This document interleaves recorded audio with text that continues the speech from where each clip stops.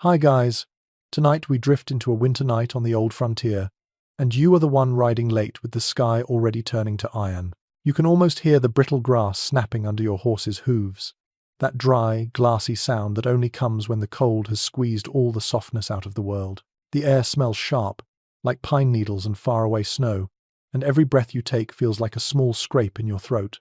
Somewhere ahead, a low line of hills cuts the horizon. Somewhere behind, your camp is only a memory and a faint smear of smoke. And let me just say it plainly, with a little wink from the future, you probably won't survive this if you treat winter like a minor inconvenience. Not out here. Out here, the cold is not a mood, it is a force with opinions. So, before you get comfortable, take a moment to like the video and subscribe, but only if you genuinely enjoy what I do here. And if you're listening from some cozy bed in a city apartment or a cabin in the woods, drop your location and local time in the comments. I love knowing where this little nighttime campfire is burning around the world. Now, dim the lights and let your mind settle into the saddle with you. You are riding into the Old West, but not the shiny movie version. This is the West that knows winter. The West that, on certain nights, can turn a tough person into a quiet, shivering question mark.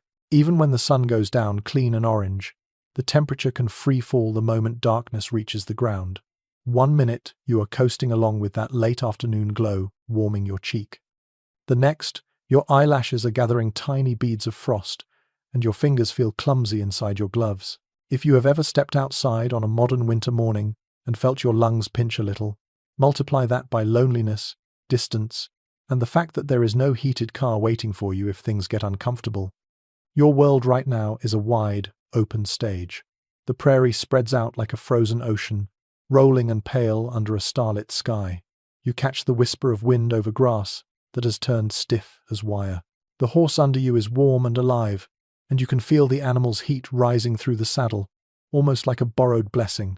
But horses get cold too. Their breath comes in soft white bursts, and you hear the faint rattle of tack as you both move through the night. Every sound feels louder in the cold, like the air is more honest when it is this thin and sharp. And you know, even though the word cowboy makes people picture summer dust and scorching sun, a mainstream, plain as bread, historical fact is that much of the cattle work in the late 1800s happened across seasons, including winter. Ranches did not stop existing because the weather got rude. Cowboys still had to feed stock, check fences, move herds, and sometimes ride long distances for pay or duty. That meant they faced blizzards in Wyoming, hard freezes in Montana, sleet in Kansas, and sudden snow in Colorado. In some years, like the fearsome winter of 1886 to 1887, storms buried grass and killed huge numbers of cattle across the northern plains, reshaping the whole ranching economy. You do not have to memorize the date. Just feel what it means. If winter could bankrupt a cattle empire, it could absolutely humble one tired rider. Tonight, you are that rider. Maybe you are trailing a few strays back toward a line camp. Maybe you are riding to check on a neighbor's herd. Maybe you are just trying to get home before your toes stop being yours. The reason is less important than the sensation that the West is big, and the cold is bigger than your plans. You look down at your own kit with the kind of quick, practical inventory that people do when they sense risk. You have a hat pulled low, wool or felt, a stiff brim to keep snow out of your face. Your coat is heavy, possibly lined with sheepskin or buffalo hide. Under that, rough shirts and a vest. Your pants are thick, tucked into boots that might be a little cracked from summer heat. You have gloves, maybe, if you are lucky. And you have a bedroll tied behind the saddle, canvas and blanket wrapped tight, like a promise you hope to cash in before midnight. The cold gives everything a new meaning. The land is no longer just scenery. It is a puzzle you have to read. A hill is not a hill. It is either a shield from wind or a place that will funnel gusts right into your bones. A dry creek bed is not just a dip. It is a possible refuge if the weather turns nasty. A stand of cottonwoods along a river is not only pretty, it is fuel, shelter, and life. You are constantly learning to see with winter eyes. Here is a quirky tidbit to keep you company as you ride. Some cowboys, especially on the open range, carried odd little luck charms for winter, like a rabbit's foot or a smooth stone from a river crossing. But there is also a quieter, more practical superstition floating around. Old-timers sometimes swore that if your boots squeaked on a frosty morning, a storm was coming. It is not scientific, but it is the kind of folk weather sense you develop when your survival depends on paying attention. You listen for squeaks, you watch cloud edges, you sniff the air for that metallic snow smell. You become a little weather instrument in a hat. The sky above you is clear and crowded with stars. The Milky Way looks like spilled flour. Beautiful, sure, but beauty does not warm you. And as the temperature keeps sliding, your muscles tighten, your shoulders creep upward, and your mind starts to narrow to a single question. Where are you going to sleep? You have heard the older hands talk about it. Shelter is not a luxury out here. It is a craft. People imagine cowboys just wrapping up in a blanket under open sky. And yes, on mild nights that works. But in brutal cold, you need more than grit. You need angles, materials, and the kind of decisions that only seem boring until they save your life. Historians still argue whether the average cowboy was mainly a wandering bachelor sleeping rough most nights, or whether many spent more time in fixed ranch shelters than popular legend suggests. The truth depends on region, season, and job. But what matters for you right now is that you are not in a warm bunkhouse tonight. You are out in the breathing cold, and you are about to learn why those debates even exist. Survival looks different depending on where you are and what you can build before the frost sets into your joints. As you ride, you are already picturing options. You could push onto a line shack if you know one nearby. Those little outposts, often no bigger than a tool shed, were scattered across large ranches so cowboys could stay close to distant herds. If you find one, you will find a rough door, a tiny stove if anyone bothered, maybe a scattering of old tin cans, and the scent of smoke in the boards. But distance is distance. You do not gamble on a shack unless you are sure. So your mind flips to the portable choices. You remember the trick of the quick lean-to, a wall of brush and poles pitched against the wind. You think about using your saddle, your bedroll canvas, even your horse, if it comes down to it. You think about digging into the earth, if the ground is not too frozen, because soil can hold warmth better than air. You have seen men scoop out shallow pits near riverbanks and line them with grass, turning the ground into a womb of stillness. But none of it happens until you stop. And stopping is its own decision. You need a place that will not fill with snow, not flood if temperatures rise, not turn into a wind tunnel. You need to think like a tired engineer. Your horse senses you're slowing. It swings its head slightly, ears twitching. You pat its neck, feeling the bristly winter coat, the steady pulse under skin. The warmth there is comforting, and you are not too proud to admit it. Companionship in the cold is not always about conversation. Sometimes it is just about proximity to another living thing. You angle toward a low rise that breaks the wind. The snow here is thin, the grass poking through, and the ground feels a touch less hostile. You dismount, boots crunching. The cold presses in the second your body stops generating travel heat. Your ears pick up little sounds you ignored while moving. A far coyote yip, the shifting of your horse's weight, your own breath. You stand there for a moment, letting silence settle. This is the threshold moment. The West does not care what you intend. It only cares what you do next. And as you start to untie your bedroll and scan the dark for brush and poles, you are stepping into a long tradition of cowboy winter wisdom. Not the kind taught in schools, but the kind built one shelter at a time, one desperate night after another. You bend to gather your first armful of dry sage and cedar, and the smell rises sweet and resinous even in the cold. Your fingers sting, but you keep moving, because warmth tonight is not going to arrive by itself. You are going to build it. One choice, one wall, one little pocket of human stubbornness against the freezing dark. The brush in your arms crackles softly as you haul it toward the spot you chose. The wind nudges at your hat brim like a nosy stranger, testing whether you meant it when you said you were stopping here. You glance up at the hills again, then down at the ground. It is a simple scan, but your whole future is in it. You are learning to measure cold, not in degrees, but in outcomes. How long can fingers tie knots before they go numb? How fast does sweat chill on your back? How quickly does the night drain a body if there is no shelter to slow it down?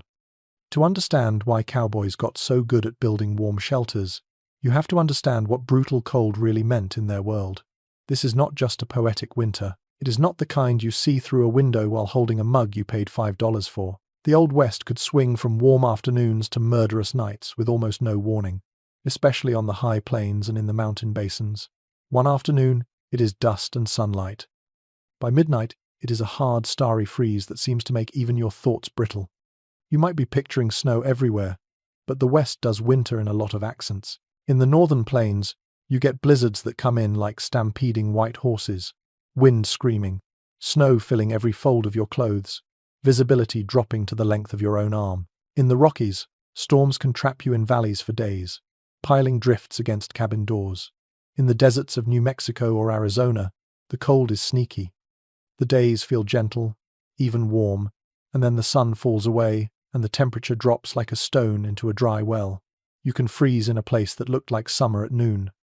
One mainstream historical fact worth carrying in your saddlebag is that the late 19th century saw several catastrophic winters across the cattle regions, and the most famous is the winter of 1886 to 1887 on the northern range. Ranchers called it the Great Die-Up.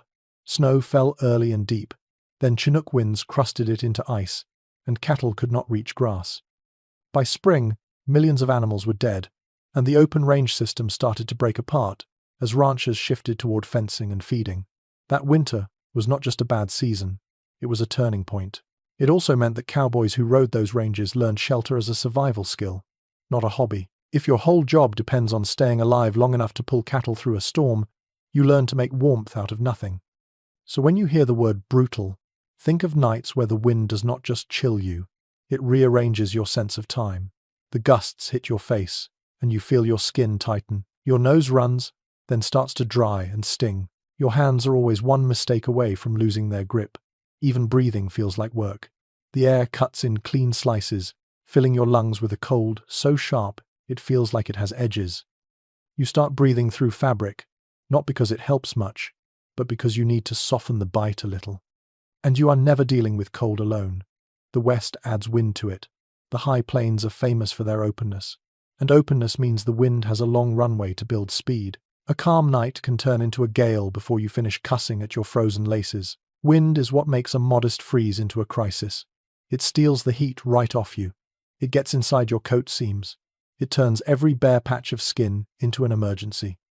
You keep stacking brush while thinking about this, and your mind drifts through places you have been or heard about. The Texas Panhandle has winters where the northers roar down and ice the creeks. Wyoming can hit sub-zero temperatures that last for days. Montana sees snow so powdery it looks innocent until it buries your path. Kansas and Nebraska can have sleet storms that coat everything in a glassy armor. Even California's high country can lay a cold trap for riders who thought they were safe because the day was sunny. Your world is stitched together by these pockets of threat. There is a funny little detail from cold range life that does not show up in a lot of glossy histories. Cowboys sometimes carried small lengths of twine or rawhide, not just for gear repairs but to tie around their ears or under their chins on bitter nights. It was a way to keep a hat secure and keep ears from freezing too fast. Imagine that for a moment. A grown rider, tough as a boot heel, wrapping his head like a parcel because he knows the wind is not playing. It is both ridiculous and deeply sensible, and it tells you something important. Survival out here is not about looking cool, it is about staying functional. You have probably also heard of cowboys greasing their faces in winter. Some used tallow, some used lanolin from sheep wool, some used whatever salve was handy. The idea was to slow the windburn and keep a little moisture barrier between skin and air. It was not a miracle, but it helped. You see that kind of improvisation everywhere. The weather forces you to be your own pharmacist, your own architect, your own meteorologist. If your skin cracks, it can bleed, and if it bleeds in the cold, it can freeze. Everything is connected. Historians still argue whether the West was, on balance, a land of climate extremes that shaped culture more than any other factor, or whether people adapted quickly enough that weather became more background than driver. You can feel the answer in your own hands right now. When the cold makes shelter the difference between sleep and disaster, climate is not a background character, it is sitting right in the saddle with you. And because climate could vary so wildly, cowboys had to pack multiple mental maps. They learned to expect a freeze after a warm day. They learned that river valleys feel gentler at first but can trap cold air like a bowl. They learned that ridges can be clear of snow but hammered by wind. They watched animals for clues. If cattle bunch up early, a front might be looming.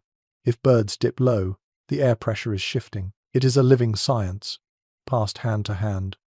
You pause to rub your fingers against your coat, trying to wake them up. You can smell your own sweat in the wool, a faint, salty tang. Sweat is dangerous now. It is warmth leaving you. Cowboys learn to pace themselves in the cold. Strip a layer when working hard. Add it before stopping. It feels counterintuitive if you grew up thinking more clothing is always better. But if you sweat while hauling wood or digging a shallow shelter, that moisture will turn into an ice pack against your skin the moment you stop moving. Your body becomes its own enemy if you are careless. You look at your horse again.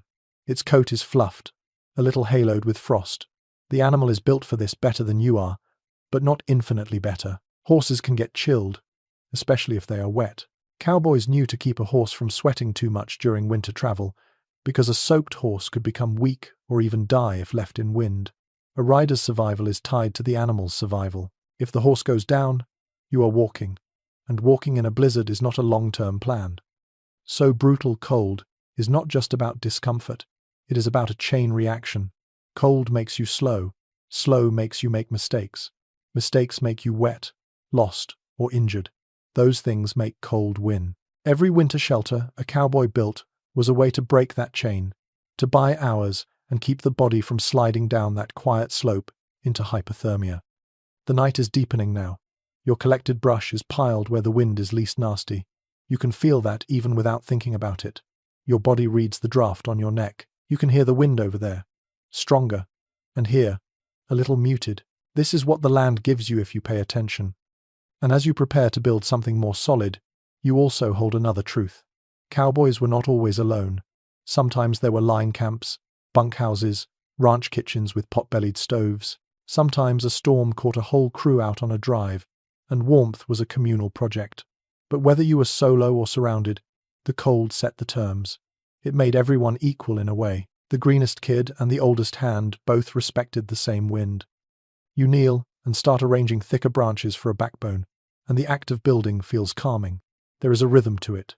Gather, place, test. The cold is still there, but now you are doing something that answers it.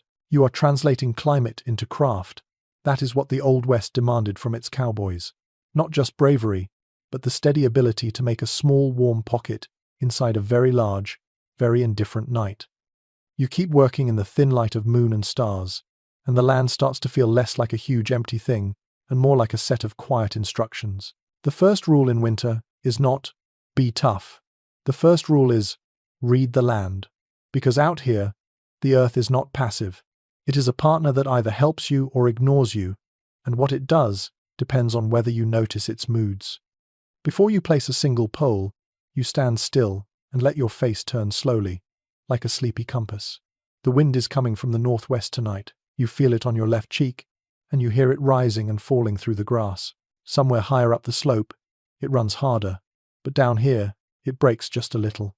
That tells you the rise behind you is already doing some work. You want more of that. A shelter without a windbreak is basically a decorative failure. Cowboys learned this lesson early, and you are inheriting it now. People who rode for a living in the 19th century became sharp students of topography. Not the fancy map kind, the hand and eye kind. The kind where you can glance at a shallow depression and know it will hold cold air like water in a bowl. The kind where you can see a line of trees and feel, in your bones, that they are standing there because this spot has a little moisture and therefore a little life. Life tends to mean shelter, fuel, and a chance. You walk a few paces, testing the ground with your boot. It is firm, not boggy, which matters. If you camp on damp soil, that moisture will seep into your bedding and then into you, the way cold fingers slip into a glove. Dry ground is warmth. At least, it is not extra cold. You choose a patch where last year's grass is flattened in a rough oval, maybe from deer bedding down. Animals are good teachers. If a deer thought this was a decent place to hide from wind, you can respect the recommendation. There is something else you are watching for. The sky, the hills, the line of clouds down low. Winter weather can arrive like a rumor that suddenly becomes a fact. One moment, the stars are crisp. The next, there is a milky haze, and the wind shifts, and your horse starts acting like it heard a story you haven't yet. You are looking for routes of escape, as much as for comfort. If a blizzard rolls in, you want to be able to get up and move without arguing with your own campsite. Documents from ranches and army outposts tell us that frontier people routinely used natural features for winter survival, picking camps behind ridges and in the lee of timber stands to cut wind chill. Soldiers on patrol and cowboys on range both wrote about finding a pocket out of the wind before stopping. The language changes, the need doesn't. Wind can triple the misery of a cold night, and blocking it can make a thin blanket feel almost generous. You find that pocket now. It is a shallow draw, not deep enough to turn into a snow trap, but low enough that the ridge shoulders the worst of the gusts. You can hear the wind above you, a rough hiss, and here, in the draw, it becomes more of a whisper. Your body relaxes a fraction. You feel it in your shoulders. That tiny relaxation is the land saying yes. A side story the old hands like to tell goes like this. A green kid once picked a camp on top of a rise because he wanted to see the whole range. Wide view, he said, like a lookout. The older cowboy didn't argue. He just waited. At midnight, when the wind hit like a freight train and the kid's fire kept blowing out, the older man offered to trade spots. The kid ended up shivering behind a wagon wheel down in a gully. In the morning, he said he learned more from that one night than from a month of talk. The West teaches with weather. It is a strict curriculum. You also think about water. It is tempting to camp near a creek because you might want a drink, or because trees cluster there. But winter creeks can be tricky. Cold air sinks into valleys, so the low spots can be 10 degrees colder than the ridges. And if the creek rises or ice breaks, you do not want surprise wetness. Wetness is a kind of quiet betrayal, so you stay close enough to benefit from trees, but not so close that you sleep in a refrigerator. You bring your brush pile down into the drawer. The smell of sage is stronger here, and when you crush a stem, it releases that clean, peppery scent that almost feels warm just because it is familiar. Familiarity is its own comfort when you are tired. Your horse follows, blowing softly, and you tie it where it can nose at a little grass without wandering too far. You do not want to wake up to hoofprints fading into the dark. Another winter rule. Do not lose your ride when the cold is already trying to take everything else. Now, your brain is doing geometry. Simple geometry, the kind learned by hands, not chalk. You need your shelter opening aimed away from the wind. You need a back wall angled to shed gusts upward rather than catching them. If you build a lean-to, the slope should face leeward, and the base should be anchored so the wind cannot peel it open like a sardine tin. If you dig a shallow pit, you want the lip on the wind side higher. Everything is about controlling air. Air moving is cold. Air still is survivable. You begin to lay down thicker branches for a spine, leaning them against the slope. The ground helps you again here. Using the hill as part of your structure is like getting a free wall. Cowboys use that trick all the time. It saved time and saved calories. Winter is a season where calories are currency. You can spend them building, or you can spend them shivering, but you are going to spend them either way. Better to invest. There is a quiet argument among researchers about how much of cowboy survival knowledge was learned on the job versus borrowed from other frontier groups like trappers, indigenous guides, or soldiers. Some say the cowboy's world was mostly ranch-born, a craft passed from foreman to hand. Others point out that the West was a big mixing bowl of cultures, and shelter techniques moved across it like stories around a fire. You do not need to pick a side tonight. You can feel both truths at once. You are using whatever works. You are a student of results. You pause and listen again. The wind is steady, but there is a faint change in its texture. A little more bite, a little more speed. Your draw might be even more precious if the night gets worse. Good choice, you think, and for a second you feel proud. Not loud pride, just the gentle pride of someone making sensible decisions under pressure. As you work, you notice the shapes around you. The draw curves like a shallow spoon. The ridge above is dotted with scrub juniper, their dark silhouettes hunched against the sky. Those shrubs are there because their roots can handle this soil, and because the ridge is dry. Dry ridges mean less ice underfoot, less chance of waking in a puddle. The moonlight makes every blade of grass look silver, and the frost on your bedroll canvas seems to glow. You gather more brush, taking only what is dead and dry. You know not to tear living willow or cottonwood if you can avoid it. Living wood smokes and wastes your effort. Dead wood snaps clean. A good sign. You also keep an eye on the way snow is drifting. The wind has piled it in a soft crescent on the north side of a boulder. That tells you how air is flowing. If you build on the wrong side, you will wake up inside a snow dune, which is funny only if you live long enough to tell it. Down in the drawer, the world feels smaller.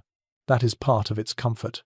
A big, open night can make you feel exposed, like you are sleeping in the middle of an empty stadium, but in a good pocket, you feel tucked in. This psychological warmth matters more than you think.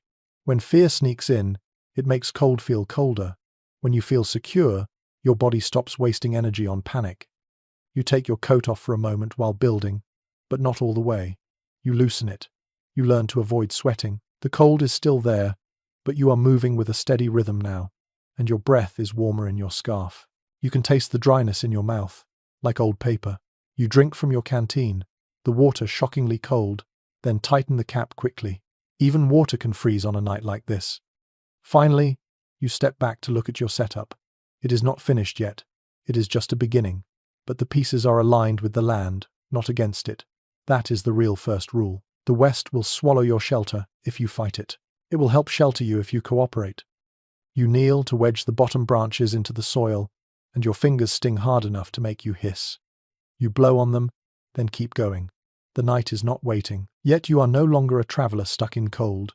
You are a builder shaping a corner of comfort. And you can feel, even before the walls are up, the way this pocket will hold heat better than any random spot on the prairie. You settle the last thick pole into place and let out a slow breath. The wind above the ridge keeps talking to itself, but down here it is already quieter. You tilt your head, listening to that difference the way you would listen to a friend, lowering their voice to help you sleep. The land is on your side now, because you bothered to read it. You do not have much daylight left in your imagination, even if the moon is bright. The West teaches you to build fast when the cold is sharpening its teeth. You have your pocket in the drawer, your spine of branches leaning into the slope, and now comes the part Cowboys got famous for, without anyone ever putting it on a poster. You are going to make a lean-to before the night turns from chilly to cruel. A lean-to is simple, almost embarrassingly simple. One slanted wall, a low roof, a mouth that faces away from the wind. But the simplicity is deceptive. Done right, it can mean the difference between waking up stiff and grey or waking up annoyed but alive. You stand in front of your skeleton of poles and think about the angle. Too steep, and the wind will slip under it. Too shallow, and snow will pile on top and collapse it. You want a gentle slope that lets gusts slide over like water over a rock. You start layering brush, the thickest stuff at the bottom for strength, the finer stuff on top for insulation. The sound is crisp, twigs snapping, needles scuffing, the quiet scrape of wood on wood. Your hands move quickly, almost on their own, because you have watched others do this 100 times. You wedge sage, cedar, maybe a little cottonwood if you found any, into the frame. You are making a wall of trapped air. The warmth you will create later, from your body or from a fire, will need those air pockets to linger. Solid wood alone does not insulate well.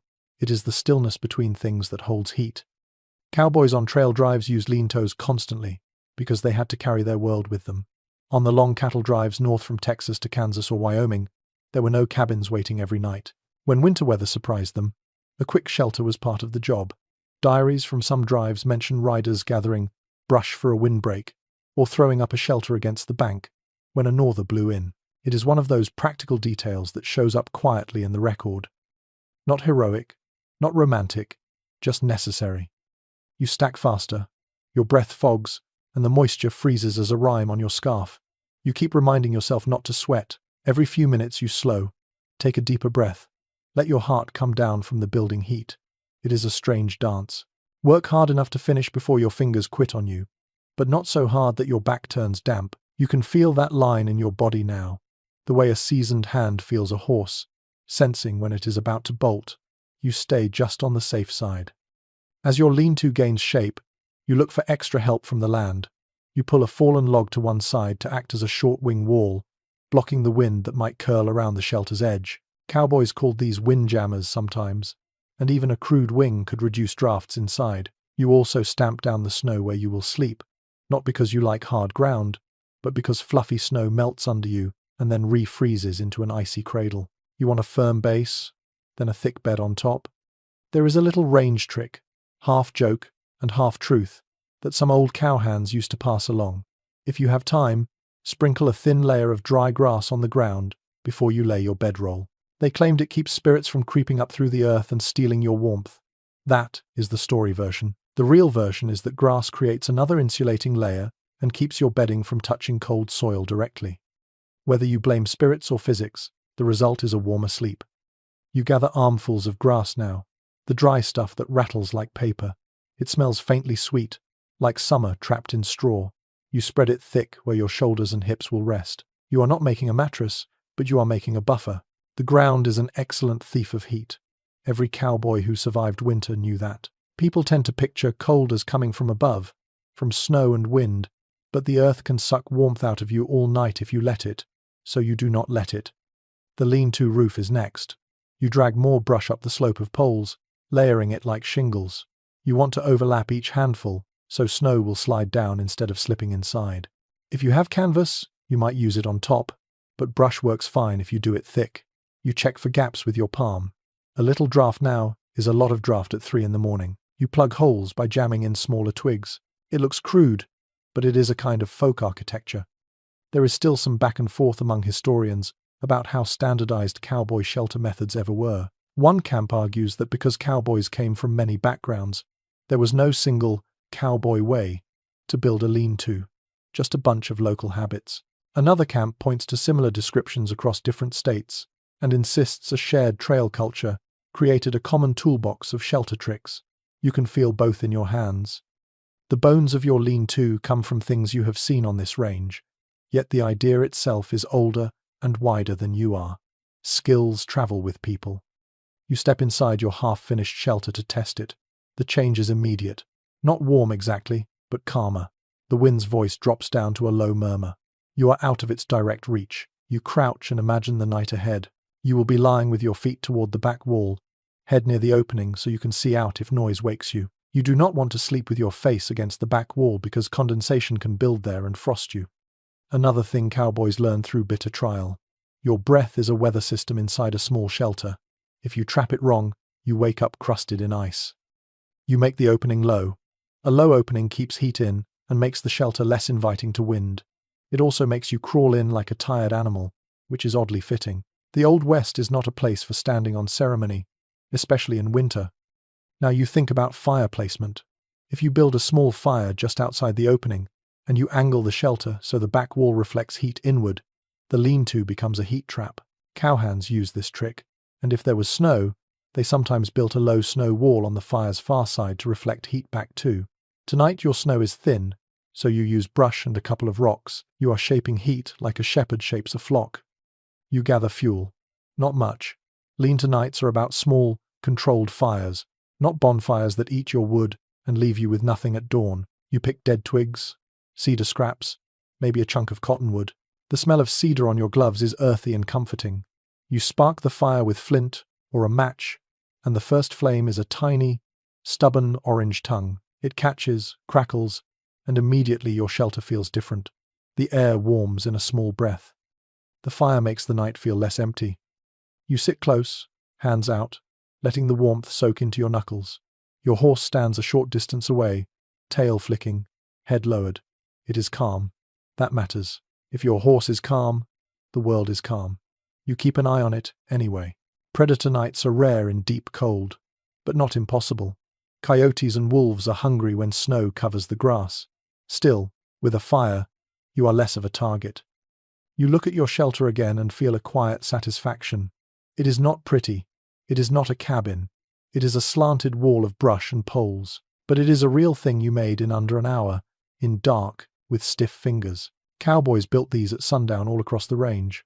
They did it when storms rolled in on drives. They did it when line shacks were too far. They did it when they were too tired to ride another mile. It was the frontier version of turning a cold night into something manageable. You add another handful of brush to the roof, because more insulation never hurts. Then you pull your bedroll into place. Canvas down, blankets on top. You shake them out, and a little frost dust rises, glittering in firelight. The smell of wool and smoke mixes, a scent that seems to belong to winter work itself. You slip off your boots only halfway, loosening them, but not removing them entirely. A cowboy trick. If your boots freeze solid overnight, you are in for a miserable morning. So you keep them near the fire, close enough to stay pliable, but not so close they scorch. You crawl into the lean-to feet first. The grass under you is crisp but forgiving.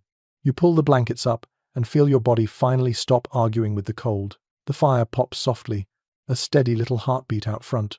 The wind is still out there, but it is now a distant problem. Inside your shelter, the air is still. The night has edges, but you have pushed them back. Your eyes get heavy. You listen to the horse breathing, the occasional creak of saddle leather, the hush of wind over the ridge. Sleep comes to you not because the cold is gone, but because you are no longer helpless against it. You built a wall. You chose the land right. You did what cowboys had to do, again and again, to keep winter from turning a one-night stop into the last night. Morning never feels fully safe in winter, even when you survive the night, because the cold lingers in your joints like an unpaid debt. But you do wake. Your lean-to has held. The fire is a sleepy pile of coals, red at the center, as if it is dreaming. You push your blanket down and sit up slowly, letting blood find your fingers again. Outside, the prairie is pale and stiff. Your horse lifts its head, ears forward, giving you that look of quiet reproach, like it is asking why humans insist on making things so complicated. You stretch, step out, and watch your breath curl. The air is still sharp, though not as biting as the midnight hours. You stamp your boots, loosen your shoulders, and for a minute you just take in how the world looks after cold. Everything seems outlined. Grass is rimmed in white. The draw feels like a bowl of glass. The sky is a clear blue that makes you think of steel. This is the kind of morning that turns a person grateful and a little wiser. You might ride on today, but you can already feel winter waiting for you again tonight, somewhere down the line. And the longer you spend on the range, the more you understand why some cowboys did not rely only on quick shelters. Lean-tos are great for emergencies, but if you are working a winterline camp, watching cattle in a big, lonely pasture for weeks, you need something sturdier, something that does not demand fresh brush every night. That is where the dugout comes in. You have heard of dugouts from older hands, maybe even seen one tucked into a bank. They are not glamorous. They are not the cabins of storybooks, but they are warm in the way the earth is warm. Slow, steady, almost motherly. The idea is simple. You dig into a hillside or a riverbank, making the ground your insulation. In winter, the soil below the surface stays far more stable in temperature than open air. So if you can get your body inside the earth, even partly, you are already halfway to comfort. Frontier records show that dugouts were common across the Great Plains in the mid to late 1800s, not just for homesteaders, but also for ranch-line camps. In places where timber was scarce and winter winds were cruel, people carved small rooms into banks and roofed them with poles, sod, or brush. They were sometimes called soddies, if sod was used on top, but the dugout core was the same. They were cheap, quick, and surprisingly effective. If you want a plain truth about cowboy winter life, here it is. Many ranch hands slept in earth shelters when nothing else was practical. You picture one now. A low doorway set into a hill, maybe framed with rough logs. Inside, a rectangular space dug out with a shovel and a lot of swearing. The walls are soil, sometimes lined with planks if the ranch had spare lumber. The roof is poles laid across the opening, then covered with dirt or sod. The floor might be packed earth, maybe sprinkled with straw. At the back there could be a crude bunk and a tiny stove made from a barrel or a metal box. The whole thing sits half hidden under grass and snow, like a badger's den big enough for a man. You smell it in your mind. Damp soil, smoke that has soaked into dirt, the faint animal scent of hides used as blankets. The air inside is still. No wind gets in unless you invite it. That stillness is the secret. Wind can drop your body temperature fast. A dugout removes wind from the equation almost completely. You ride later that day toward a line camp, one you have used before when the cattle are wintered far from the main ranch. The sun is weak, and the ground crunches as your horse walks. You reach a low bluff of clay and grass, and there it is, a dugout mouth facing south, sheltered from the prevailing north wind. The door is a plank hung on rawhide hinges. It looks like something a beaver built after a hard divorce, yet you feel a tug of relief before you even dismount. You push inside.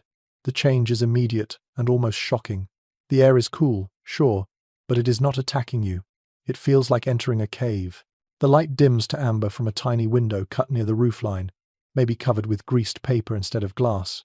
Your boots thud on packed earth. You see a bunk along one wall, a rough table on the other, and a small stovepipe disappearing through the roof. The place smells like old coffee and smoke. If comfort had a scent in the West, this is part of it. You set down your gear and run your hand along the dirt wall. It is cold to the touch, but not freezing. The earth does not change temperature as quickly as air. Cowboys learn to trust that. A dugout could stay relatively stable, even when the surface world swung wildly. On a night when the wind howled outside, the dugout sat quiet, letting you sleep longer than you could in a lean-to. There is a strange little frontier detail that makes you smile. Some dugouts had a shelf carved right into the wall to keep matches dry, because a ranch hand who let his matches get damp in winter was basically begging for misery. In a few camps, people also kept a small tin of salt hung from a nail, and they would sprinkle a pinch into the stove to make the flame burn brighter for a moment. It was a tiny ritual, half practical and half superstition, like giving the fire a snack to keep it awake. No one wrote a manual for that. It spread through camp talk and cold nights. You sit by the little stove and start a fire. The metal is cold, so cold it almost squeaks, and you have to coax the first flame like a shy animal. When it catches, the dugout comes alive. Heat rises, taps the roof, and spreads sideways along the dirt walls. The walls do not let it escape quickly. They hold it, and then slowly give it back. If you stay in here a few hours, the whole room becomes a warm loaf. You also notice the sound. Everything is muffled. The howl of wind becomes a distant sigh. Hoofbeats outside sound like they are happening in another world. The dugout is a pocket not just of warmth but of quiet. That quiet is a kind of medicine after a day of winter grit.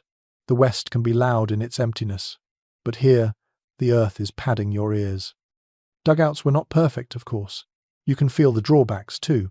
If the roof leaks, you get drips on your blanket and a slow creep of dampness. If the bank is unstable, a thaw can cause a collapse, and that risk was real. There are stories of line camps caving in after heavy rain. That is why smart builders chose firm hillsides and packed roofs properly. Still, living in a hole in the ground takes a certain attitude. You have to be okay with dirt in your boots and spiders in the corners. You cannot be precious about your environment. People who study frontier housing disagree on how dugouts were viewed at the time. Some argue they were a temporary embarrassment, used only when settlers or cowboys had no better choice. Others suggest many people preferred them for winter because they were so efficient and required so little wood. You can see how both positions formed. If you are dreaming of a white clapboard house one day, a dugout feels like a stopgap. But if you are freezing and tired right now, a dugout feels like genius. You lie on the bunk and pull a blanket over you. The earth's warmth is slow, like a big animal breathing. You can feel it under your back. The stove ticks softly as it heats. You hear faint life outside, cattle shifting in snow, your horse pawing the ground. But the cold is no longer in the room with you. It is outside, forced to knock politely on a door. In the evening, when the sun drops and the air sharpens again, you are grateful for this kind of shelter. You eat beans warmed on the stovetop, drink coffee that tastes like smoke and comfort, and let your boots dry beside the fire. You make a mental note of the dugout's small design secrets.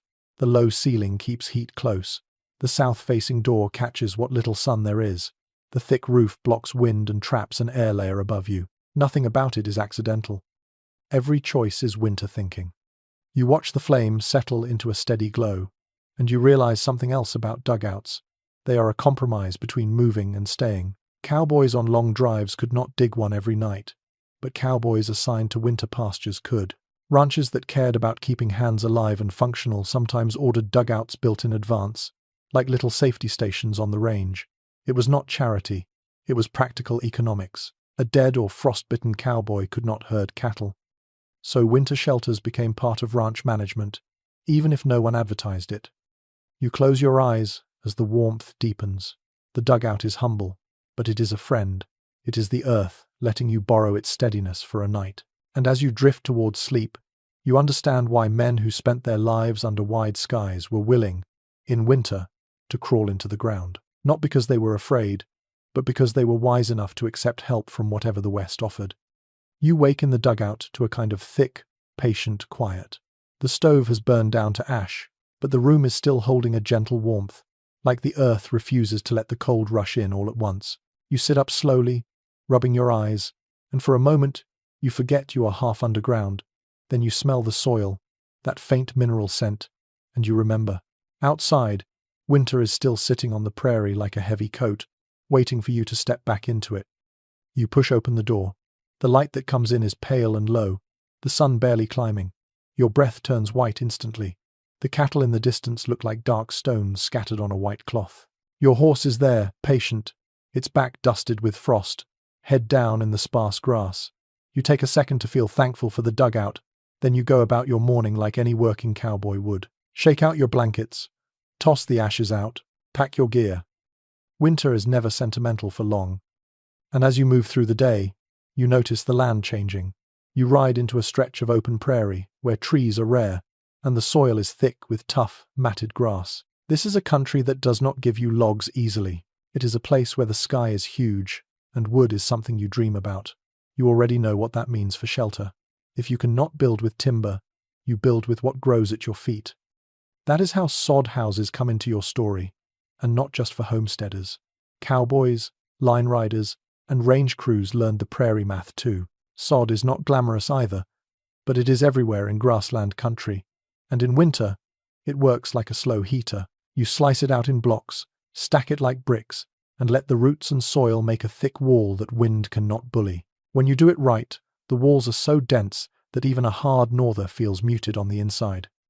There are plenty of accounts from the Great Plains in the 1,870 seconds and 1,880 seconds, describing sod structures as the default mode of building where lumber was scarce. People called them soddies, and entire ranch outposts were sometimes built this way. The mainstream record agrees on this. In places like Nebraska, Kansas, and the Dakotas, sod was a major building material because the prairie had more grass than trees, and freighted lumber was expensive. If a ranch wanted an outlying bunkhouse or a winterline camp, sod was often the quickest path to something livable. You stop near one such place late afternoon, a low sod shelter set against a slight rise. From a distance it looks like a hill that got tired and decided to stay put. Up close, you see the squared edges of the sod blocks, stacked in tight courses like greenish-brown bricks. The roof is a lattice of poles covered with sod again, making the whole place a thick, breathing sandwich of earth and grass. Snow sits on top like frosting. The door is low, because heat rises, and you do not want to give it a tall escape route. You duck in, and the inside smells different from the dugout. Less damp, more grassy, like hay stored in a barn. The walls feel soft to the eye, not polished, but they hold warmth in a muffled way. The wind outside can throw itself at these walls all night and barely make the flame of a candle tremble. You run your palm against a sod block and feel faint plant fibers, roots still knitted through the soil. That root web is the secret strength. It keeps the block from crumbling and adds a little insulation, like nature built its own wallboard. Sod shelters also have a kind of soundscape you might not expect. The thick walls swallow noise. Even your bootsteps land quietly on the packed floor. You can still hear cattle lowing far off, but it comes to you softened, like a memory instead of a threat. That quiet makes sleep easier. When the world is too loud, your mind stays alert. When it is muted, your body remembers. It is allowed to rest. There is a prairie quirk that cowboys used to tease each other about. Some swore that if you lay your ear against a sod wall at night, you could hear the roots drinking or the earth talking. Most of that is campfire nonsense, but there is a grain of truth hiding inside the joke. Sod walls can shift slightly with moisture and temperature, and in deep cold, they sometimes make little popping sounds, the way frozen ground cracks. If you are half asleep and listening hard, it can feel like the building is whispering. Out here, even a wall can get a personality by January. You also learn quickly that sod is not only about stacking blocks, it is about choosing the right soil. Clay, heavy sod holds together like a loaf of bread. Sandy sod crumbles like a bad cookie. So builders looked for patches of dense prairie turf with thick roots, often along swales where grass grew richer. They cut blocks with spades, sometimes as big as a suitcase, and laid them grass side down so the roots laced into the soil above. Then they staggered the seams, just like bricks, to keep wind from finding a straight crack into the house. Sod shelters were warm, but they came with their own winter rituals. You had to keep the roof from leaking. If a thaw came, and then a freeze, water could seep through and turn to ice inside. Cowboys and settlers alike would patch roofs with extra sod or smear a mix of mud and straw into cracks. It was messy work. Your gloves got filthy. But in prairie country, mud was basically your building putty. And yes, there is always a stove story. Many sod bunkhouses had little pot-bellied stoves, and the stovepipe was a weak point because any gap around it could let heat out and snow in. So people stuffed the pipe collar with wet clay that hardened into a seal. You can still find old photos of sod roofs with a pipe poking out like a black reed in a field. Those stoves were small, but the walls did half the job for them. That meant less fuel burned, which mattered a lot when fuel was scarce. People who study frontier architecture do not completely agree on how long sod shelters stayed in use for cowboy operations. Some argue they were a brief phase, replaced quickly by lumber cabins once railroads made wood cheaper. Others say sod bunkhouses and line camps persisted for decades in remote ranch areas because they were too practical to abandon. Standing in this one, feeling the way it holds warmth even after the stove dies, you can see why the second view has teeth. Convenience is hard to beat when winter is pressing down. You sit on a rough bench inside and eat a cold biscuit, letting the shelter's stillness settle into you. Outside, the wind is building again. You can tell by the way snow swirls along the ground in thin snakes. But inside, it is calm. The walls are thick enough to make you forget the scale of the prairie for a while. It is like being hugged by the land itself. You also notice how sod changes the feel of light. The small window, maybe just a square opening with cloth or greased paper, lets in a yellowish glow. The earth tones of the walls reflect it softly. Nothing is harsh. Even the shadows feel sleepy. In a way, these shelters were made for winter minds. They do not just stop cold. They slow down time.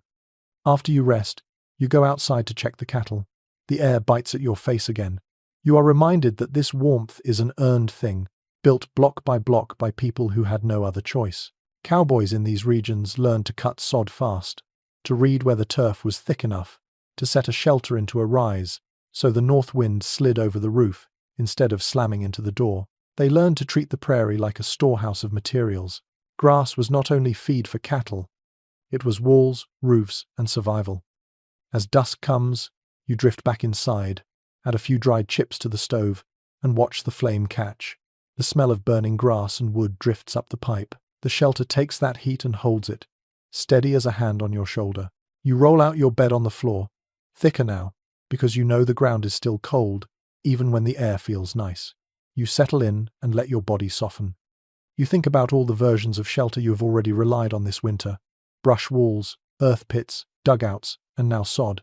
Each one is a reply to the same problem, shaped by what the land allows. In timber country, you build with logs. In grass country, you build with grass. That is the cowboy lesson hidden beneath the folklore. Survival is not one trick. It is a toolbox, and you use whatever is in reach. The stove murmurs. The wind slides over your roof without finding a way inside. Your eyes feel heavy again, and as you drift towards sleep, you understand why people who lived on treeless plains did not see sod houses as desperate. They saw them as smart, warm, and wonderfully available. The prairie can be brutal, yes, but it can also be generous, if you know how to ask. You wake again to that half-light that winter loves, the kind that makes the world look like a faded photograph. The sod shelter did its job, but you still feel the cold waiting just outside the door, like a creditor tapping a boot. You roll your shoulders, breathe in the grassy scent of the walls, and step into the morning. Today you ride toward foothills where the prairie begins to wrinkle into timber country. The land shifts slowly, almost politely. First you see scattered cottonwoods in the draws, then denser stands of pine higher up, then, finally, actual forest. The air smells different here. More resin, less dust, and with trees come a new kind of possibility. Logs. Cowboys did not invent cabins, obviously. People had been stacking logs into shelter for as long as humans could lift wood. But as ranching spread into wooded valleys and mountain edges, cowhands learned to throw up basic cabins of their own, borrowing methods from trappers, miners, and settler families. The old records are clear on this point. In the wooded parts of the West, a lot of line camps and remote ranch outposts were simple log structures, built quickly and meant to last a few seasons or more. It was not luxury, it was infrastructure. You ride into a narrow valley where a creek runs under thin ice, and you see one of these places ahead. A cabin, squat and dark against snow, smoke rising from a pipe. It looks like a toy until you get closer and realize the logs are thick as barrels. The roof is low, with a heavy pitch to shed snow. The door is simple planks, swollen from moisture, but it closes. And the walls, those walls are everything. Wood is a better insulator than sod in some ways, and a log cabin that is well chinked can stand up to a mountain night that would shred a brush lean-to. You dismount and push inside, and the smell hits you first. Smoke, pine sap, damp wool, a little bit of old meat fat near the stove. It is a smell that clings to your coat. You will carry it for days. The room is small, one main space with a bunk, a rough table scarred by knives, maybe a couple of nail pegs holding spare reins. Nothing fancy, but you can already feel how the cabin changes the cold. The air is still, like in the dugout, but it is drier, not so earthy. The wind outside can shout all it wants. In here, it sounds like it is talking through a closed fist. Log cabins in cowboy country were often built with whatever trees were close, usually pine, spruce, cottonwood, or even juniper, if that was what the land offered. The craft was straightforward. Fell the trees, trim branches, stack them with notches so they lock at corners. Then fill the gaps between logs, which is called chinking, with a mix of mud, straw, moss, or even rags. If you skip that step, every crack becomes a little winter mouth, breathing cold into the room all night.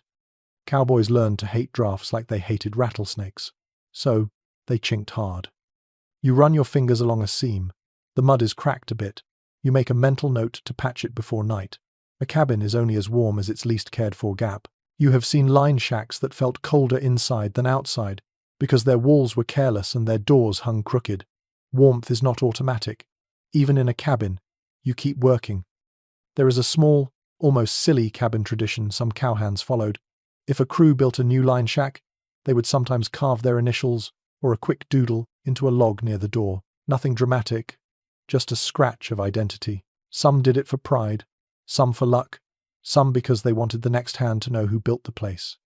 You can imagine a winter night, the builder's hands numb, scratching a little mark while the stove warms up, like saying, "I was here, and I lived through this." The West left fingerprints wherever it could. You light the stove and feel the cabin wake. The iron ticks and pings as it heats. The flame turns from nervous to steady. You hang your gloves near the pipe so they dry without burning. You drag your boots closer to the hearth. Not too close, because leather can go brittle if overheated. You're doing 100 little things automatically now. The small choreography of winter shelter. Cowboys did this without calling it choreography. They just called it staying alive. Outside, the light fades early in winter, especially in valleys where hills steal the horizon. You can feel the temperature slipping as the sun drops behind the ridge. The creek sounds tighter, like ice is pulling a zipper across it. You step out to gather extra wood, because a cabin without fuel is just a box for freezing. You choose deadfall, stand close to the stove long enough to warm your hands, and bring the next armload in. This is the winter rhythm. Heat, gather. Heat, gather. In this kind of country, log cabins were the best of several worlds. They were warmer than lean-tos, less damp than dugouts, more durable than sod when forests were nearby, and they offered a social center. If two riders crossed paths in a storm, the cabin was where they met, traded news, and pretended they were not grateful for company. Some remote line shacks became little nodes of connection on huge ranches. On paper, they were tools. In real life, they were lifelines. A number of ranch letters and journals mention line riders wintering in cabins for weeks, especially in the mountain states, where cattle were kept in sheltered basins. The writers talk about feeding hay, breaking ice on water troughs, and retreating to the shack when snow hit. It is a reminder that the cowboy's winter job was not only about riding, it was about tending and waiting. Shelter made that waiting possible. You eat a simple supper inside, beans again, maybe salt, pork, the smell filling the room and mixing with smoke. You drink coffee that is black enough to make your eyes water. You listen to the wind climbing the ridge outside, but in here, it is only a dull roar. You think about how different this feels from last week on the open prairie. Out there, shelter was something you built new every night. Here, shelter is a place, a saved effort. You start to understand why some cowboys preferred winter work in timber country. It is not easier, exactly, but it is steadier. Still, cabins had their own troubles. Mice, for one. They loved the warmth, and they loved the grain sacks or crumbs you left. You have woken up to the faint scratch of tiny feet, and there is something humiliating about chasing a mouse with frozen fingers. Another trouble is smoke. If the stovepipe is clogged with soot or snow, the cabin fills with a bitter haze. Then you are coughing in the dark and trying to clear a pipe with a stick. Not fun. Yet even those annoyances are better than sleeping in raw wind. There is also a lively disagreement among scholars about who actually built most of these line shacks. Some say ranch owners hired carpenters or had crews build them in organized spurts. Others argue that cowboys themselves did much of the building during slow seasons, using basic skills and local materials. The evidence points both ways. Wealthier outfits often planned their shacks. Poorer or more remote ranges relied on whoever was there with an axe. Either way, the cabin's existence proves a larger truth. The cowboy world did not float entirely on improvisation. Over time, it invested in winter security. You patch the cracked chinking before bed, smearing fresh mud into the seam with your glove. The mud is cold and gritty, but you know it will harden by morning. You close the door and check the latch. You sweep snow away from the threshold so it will not melt into a puddle and refreeze your boots in place. You are not being fussy, you are being wise. When you finally lie down on the bunk, the cabin holds you in a dry, smoky warmth. The logs creak softly as they cool, a sound like old bones settling. The wind continues its night patrol outside, but it cannot get grip on you here. And as your eyes close, you feel that deep cowboy gratitude for solid walls. You think back to the brush, lean-to, the dugout, the sod house. Each was a response to the same winter. But the cabin feels like a promise that the West can be shaped, not just endured. It is still rough, still plain, still a place where you sleep in your clothes because mornings are too cold for vanity, yet it is home for now, however temporary. The stove's glow fades to a steady red. Your breath slows. You let the warmth settle into your muscles, and you drift off listening to the soft, safe hush of timber country keeping winter at arm's length. Dawn brushes the cabin window with a thin, silvery light, the kind that looks cold even before you step outside to confirm it. You pull your coat tight, open the door, and the air immediately bites your skin. The cold has teeth again, sharp ones. You can smell snow coming, that faint metal scent that rides ahead of a storm. And you know right away that today will teach you a different winter lesson. Not every shelter depends on walls. Sometimes survival depends on fuel, specifically fire. Out here, heat is not something you take for granted.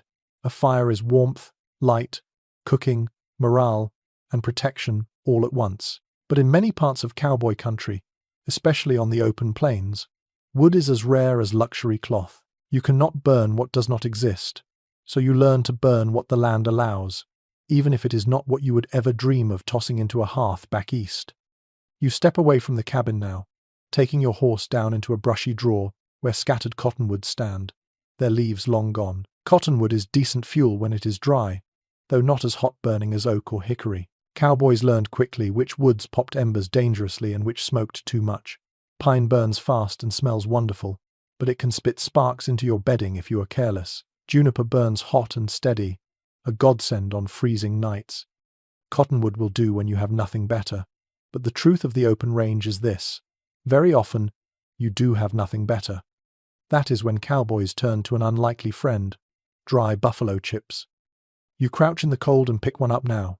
Light, crumbly, brown like sun-baked clay. It does not smell bad, at least not when it is dry, because a dried chip is mostly grass compressed by a massive animal with a simple digestive system. For generations, the Plains tribes had used buffalo chips as fuel, and cowboys learned the same habit, both by necessity and by observation. People joke about it now, but on the frontier, chips were the difference between a warm night and frostbite. Many accounts from the 1800s mention that buffalo chips burn with a clear, steady flame, surprisingly good for cooking, and they do not make a fire roar dangerously high. That matters when you are heating a lean-to or a sod shelter that could catch sparks. It is a clean, polite little fire. Cowboys sometimes half laughed as they gathered chips, calling them prairie coal or brown gold, but they used them constantly. When the bison herds were still plentiful, you could pick up enough in 5 minutes to cook supper and warm your hands. You gather what you can now. The prairie wind has dried them perfectly. They crumble slightly under your gloves. You also look for driftwood along the frozen creek. Anything that has not rotted completely can help you build a core of heat. You are thinking like a person whose life depends on calories of fire. There is an odd, endearing detail from winter camps that you recall. Some cowboys swore that buffalo chip fires worked best if you split the chips into smaller pieces and mixed them with a handful of twigs. almost like making a stew of fuel. The twigs catch the flame quickly, and the chips keep it steady. It is improvised science, the kind taught by cold nights and burned fingers. You do not question it, you just do it. You also know something else. Winter fire is not only about fuel, it is about placement.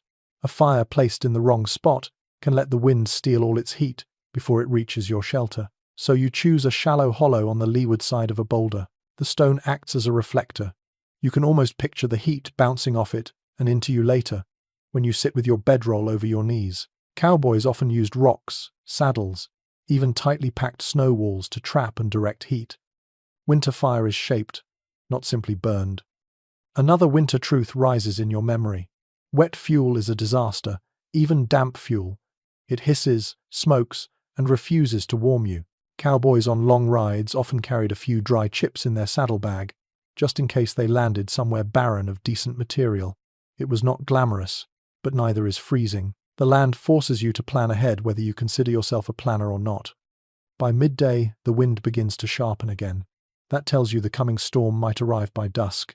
You make mental notes, the way riders always did. Where is the nearest wood stand? Where are the drifts building? What will fuel look like tomorrow morning if snow buries everything? Winter is a kind of chess game. You think 2 moves ahead, or you lose. There are also stories from the trail that riders shared about emergency fuel sources. One of the strangest involves burning dried sage roots. When you cannot find anything else above ground, sometimes the roots underground stay dry enough to use. Cowboys would dig around a dead sagebrush stump, pull up the dense root mass, and break it apart. It burns hot and fast, enough to warm a cup of coffee or toast a piece of bread. It is one of those details you would never imagine unless you have lived hungry through a winter night. Another odd one. Some cowhands swore that pine knots collected from old stumps made the best fire starter in the mountains. The resin inside them burns like slow lightning and can coax a weak fire into strength. These knots were prized finds. Men carried them wrapped in cloth, like little nuggets of winter luck. And if you ever hear a cowboy brag about lighting a fire in a sleet storm with one match, pine knots are probably the reason the story is true. As the light drops, you head back to your cabin with your arms full of fuel. The wind has turned icy, sliding under your collar like a cold whisper. A storm front is definitely on the move. Your horse shakes its mane and snorts, as if agreeing. Animals sense these things earlier than humans. You trust that. Inside the cabin, you build your fire carefully. Twigs first, then chips, then a thicker piece of wood once the flame is steady. The warmth spreads slowly, like molasses climbing uphill. You sit beside the stove and hold your hands close, feeling your skin wake up. The burn of thawing fingers is unpleasant but comforting in its own way. Pain means circulation. Circulation means survival. As the shelter warms, you remember something researchers still discuss: the degree to which cowboy fire habits varied across regions. Some scholars argue that northern plains riders relied heavily on chip fires because trees were scarcer. Others argue that mountaineer cowboys in Wyoming and Montana used mostly wood and considered chips a last resort. The truth, as always in frontier stories, likely lies in a wide range of personal habits, shaped by local land. Firecraft was not standardized. It was learned one hard night at a time. You sip hot coffee now, letting warmth spread from your chest outward. You stare at the flames through the stove grate. They dance low, steady, loyal. Fire in winter has a personality. It feels like a companion when you're alone. Cowboys wrote poems about their fires, sang songs beside them, and shared stories that lasted longer than the fuel. The lean-to, the dugout, the sod house, the cabin, all relied on one thing in the end: fire to push the cold back. Fire to remind you that humans can still shape the night. Before bed, you bank the coals so they will last until morning. You know exactly how much fuel to add. Too much, and the cabin overheats, then chills hard when it burns out. Too little, and you wake up with ice on your blankets. Winter expects precision. You crawl into your bunk, pulling your coat over your chest for extra warmth. The wind rises outside, throwing snow in thin sheets against the cabin walls. But your fire, small though it is, keeps winter from getting inside you. You listen to its soft ticking and let your body unwind. Fuel might seem like a small detail, but tonight it is the reason you can close your eyes instead of shivering through the dark. The West takes warmth when it can. Tonight, you take it back. The storm has passed by the time you saddle up again, but the cold it leaves behind feels like it has a personal grudge. The air is so sharp it almost rings in your ears. Your horse exhales clouds that drift upward like tiny ghosts.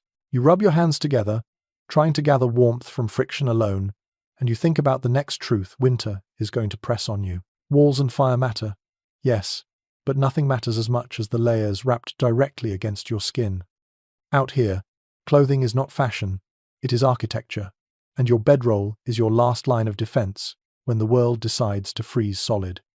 You tug your coat tighter and start riding toward a broad valley dotted with sage and rocky outcrops. Your shoulders ache from yesterday's cold, but riding warms you slowly. The trail crunches beneath your horse's hooves, each step a dry, cracking sound. You catch yourself thinking about the feel of wool, the way even the smell of it can steady your nerves when the wind tries to peel your face off. Cowboys learned early that winter clothing had to be layered wisely. Wool shirts, flannel, sometimes 2 vests, and a heavy coat lined with sheepskin or buffalo hide, if they were lucky. Wool is magic in winter. It keeps its warmth, even when damp. And believe me, everything gets damp eventually. Diaries from ranch hands mention wearing the same thick woolens for weeks in winter, and washing them only when the weather softened. Clean or not, those layers kept people alive. And yes, they smelled like a barn floor after a few days, but winter survival does not care much about elegance. You shift in your saddle and feel the coarse weight of your own wool clothes. Scratchy, warm, a little stubborn. You remember the older hands explaining that you never, ever sleep directly against cold leather or bare canvas. Your coat might be good for riding, but for sleeping, you want wool close, then a hide or blanket layer over it, then the canvas of your bedroll trapping everything like a shell. The idea is simple. Wool keeps heat, leather blocks wind. Canvas keeps dew and ice from reaching you. It is a portable shelter wrapped around your body. Bedrolls were treasures on the range. Cowboys often carried theirs tied behind the saddle, a long cylinder of canvas with blankets, and sometimes a buffalo robe inside. The sound of unfurling a bedroll in winter is its own kind of comfort. A heavy flap, a stiff crackle of cold canvas, the soft thunk of blankets hitting the ground. You lay it out carefully because poor placement means a miserable night. If you set it on a slope, you slide. If you set it on exposed ground, the wind finds you by midnight. But if you place it in just the right hollow, angled away from drafts, your body becomes a small furnace. You dismount near a rocky ledge to take a brief rest, and you roll your shoulders, thinking again about the layers you wear. There was a strange bit of cowboy lore about winter clothing, one you heard years ago. Some riders in the northern ranges swore that rubbing a tiny bit of tallow on their socks kept feet warmer because the grease sealed out cold air. Others laughed and said it just made your socks slippery and your dignity vanish. Still, more than a few hands tried it. Winter makes experiments out of desperate men. You sit on a rock, loosen your scarf, and remember the importance of dry feet. Cold feet will ruin a night faster than any draft in a wall. Cowboys often kept an extra pair of wool socks rolled inside their hat or tucked in an inner pocket, hoping body heat would keep them warm. If your boots got soaked while crossing a creek and then froze, your feet were in real danger. Some riders stuffed their boots with warm stones before bed, letting the heat seep into the leather. Others slept with their boots under their shirts, using body heat to keep them from turning into ice sculptures by morning. Your horse nudges you gently, wanting to keep moving. You mount again and ride toward a small stand of juniper where you plan to test your bedroll setup for the night. The trail turns softer here, the wind blocked by rock bluffs and scattered trees. You find a small, natural hollow, barely noticeable, but perfect for what you need. The cold pools in low spots, so you choose a hollow with just enough lift to stay above frost heaving through the grass. You clear the snow with your boot heel, revealing ground that is dry enough for bedding. You unroll your bedroll, and the sound echoes softly in the quiet valley. The blankets are thick, each layer holding stories of previous nights. Wool holds scent fiercely. Smoke, horse, leather, a little sweat, all woven together, strangely comforting. You lay a hide underneath, letting it form a barrier between the cold earth and your body. Then you fluff your blankets so air can nestle inside them. Air, again, is your secret insulation partner. Flat blankets trap nothing. Fluffed blankets trap warmth like a small miracle. Scholars still debate how standardized cowboy bedding really was. Some argue that most cowboys used whatever they had, from old quilts to army blankets to buffalo robes. Others suggest a fairly common pattern across ranches: a canvas outer shell, 2 or 3 wool blankets within, and maybe a hide for the coldest months. The truth is probably somewhere in the middle. You use what you can, but the essentials repeat because the essentials work. Every rider eventually learns the same rule. Sleep depends on layers. Layers depend on dryness, and dryness depends on knowing your land. You adjust your scarf, tug it around your neck, and think about gloves. Gloves were tricky business. Too thick, and you lose dexterity. Too thin, and you lose fingers. Some cowboys wore mittens with leather outer shells and wool liners. Others cut off the fingertips of gloves so they could rope or handle reins without fumbling. On brutally cold nights, a few even slept with gloves on, tucked inside their blankets, because warming frozen gloves in the morning is nearly impossible. You can almost hear an old-timer laughing at you if you ever let your gloves ice over. It is winter malpractice. Your breath fogs the air as you kneel to straighten your bedding. The sky is deepening toward evening, colors going from silver to iron blue. You sit on the ground, testing the warmth of your blankets, and you feel the cold trying to creep through the bedroll's underside. You add a second hide. Not pretty, but practical. A cowboy learns to notice temperature the way a musician notices pitch. A degree or two can mean everything by midnight. There is a small story that drifts back to you, one the older hands used to tell. A ranch rider in Wyoming once claimed he survived a sudden cold snap by layering nearly everything he had in his bedroll: saddle blanket, poncho, 2 wool shirts he wasn't wearing, even a strip of canvas cut from a spare tarp. When asked if it worked, he supposedly said, "It kept me mad, but it kept me breathing." Winter has a way of turning inconvenience into gratitude. You add one last piece to your setup: your slicker. Not for rain tonight, but as a windshield. Cowboys often drape their slickers or spare coats over the top of their bedroll to form a partial roof, keeping frost from settling directly on their blanket. A thin layer makes a big difference. You tuck the slicker edges under your bedroll, making it snug. Now, when frost forms, it will land on the canvas instead of on your face. The first stars appear. The cold sharpens. You crawl into your layered nest and feel your body heat gather slowly, rising from your core into your hands and feet. The blankets become warm pockets around you. Your breath warms the small space inside the roll. Your horse shifts nearby, huffing in that rhythmic way that makes the night feel less empty. Winter is not gone. It is sitting a few feet away, waiting. But inside your bedroll, wrapped in wool and hide and canvas, you have made yourself a refuge. And as you close your eyes, letting sleep come, you understand the cowboy truth that clothing and bedding are not accessories. They are shelter carried on your back, shelter you can take anywhere the cold decides to meet you. The morning feels like glass when you open your eyes, every breath a thin ribbon of frost. Your blankets hold the last traces of warmth, but the instant you lift them, the cold pours in like water. You sit up slowly, coaxing your fingers awake, and your gaze drifts to the little pile of gear beside your bedroll. Metal glints faintly in the early light. Your tin cup, your kettle, the battered stove you sometimes carry on long winter rides. Today, the story moves from clothing and bedding to how cowboys turned scraps of metal into small, stubborn heaters that could bully back even the bitterest dawn. You get to your feet, pull your coat tight, and start gathering your things. The frost crunches loudly under your boots, loud enough to startle a magpie perched nearby. The sky is pale blue with a copper edge where the sun is trying to rise. Your horse paws at the ground as if impatient to get somewhere warmer, though both of you know the only warmth you will find today is the kind you build. Cowboys did not always rely on open fires.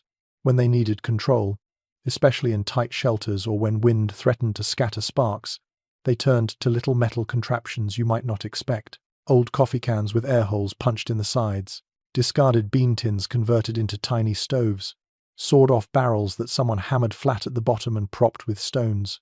None of it was elegant. All of it was effective.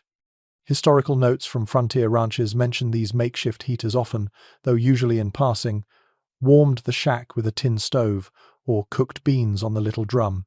You can imagine the scene.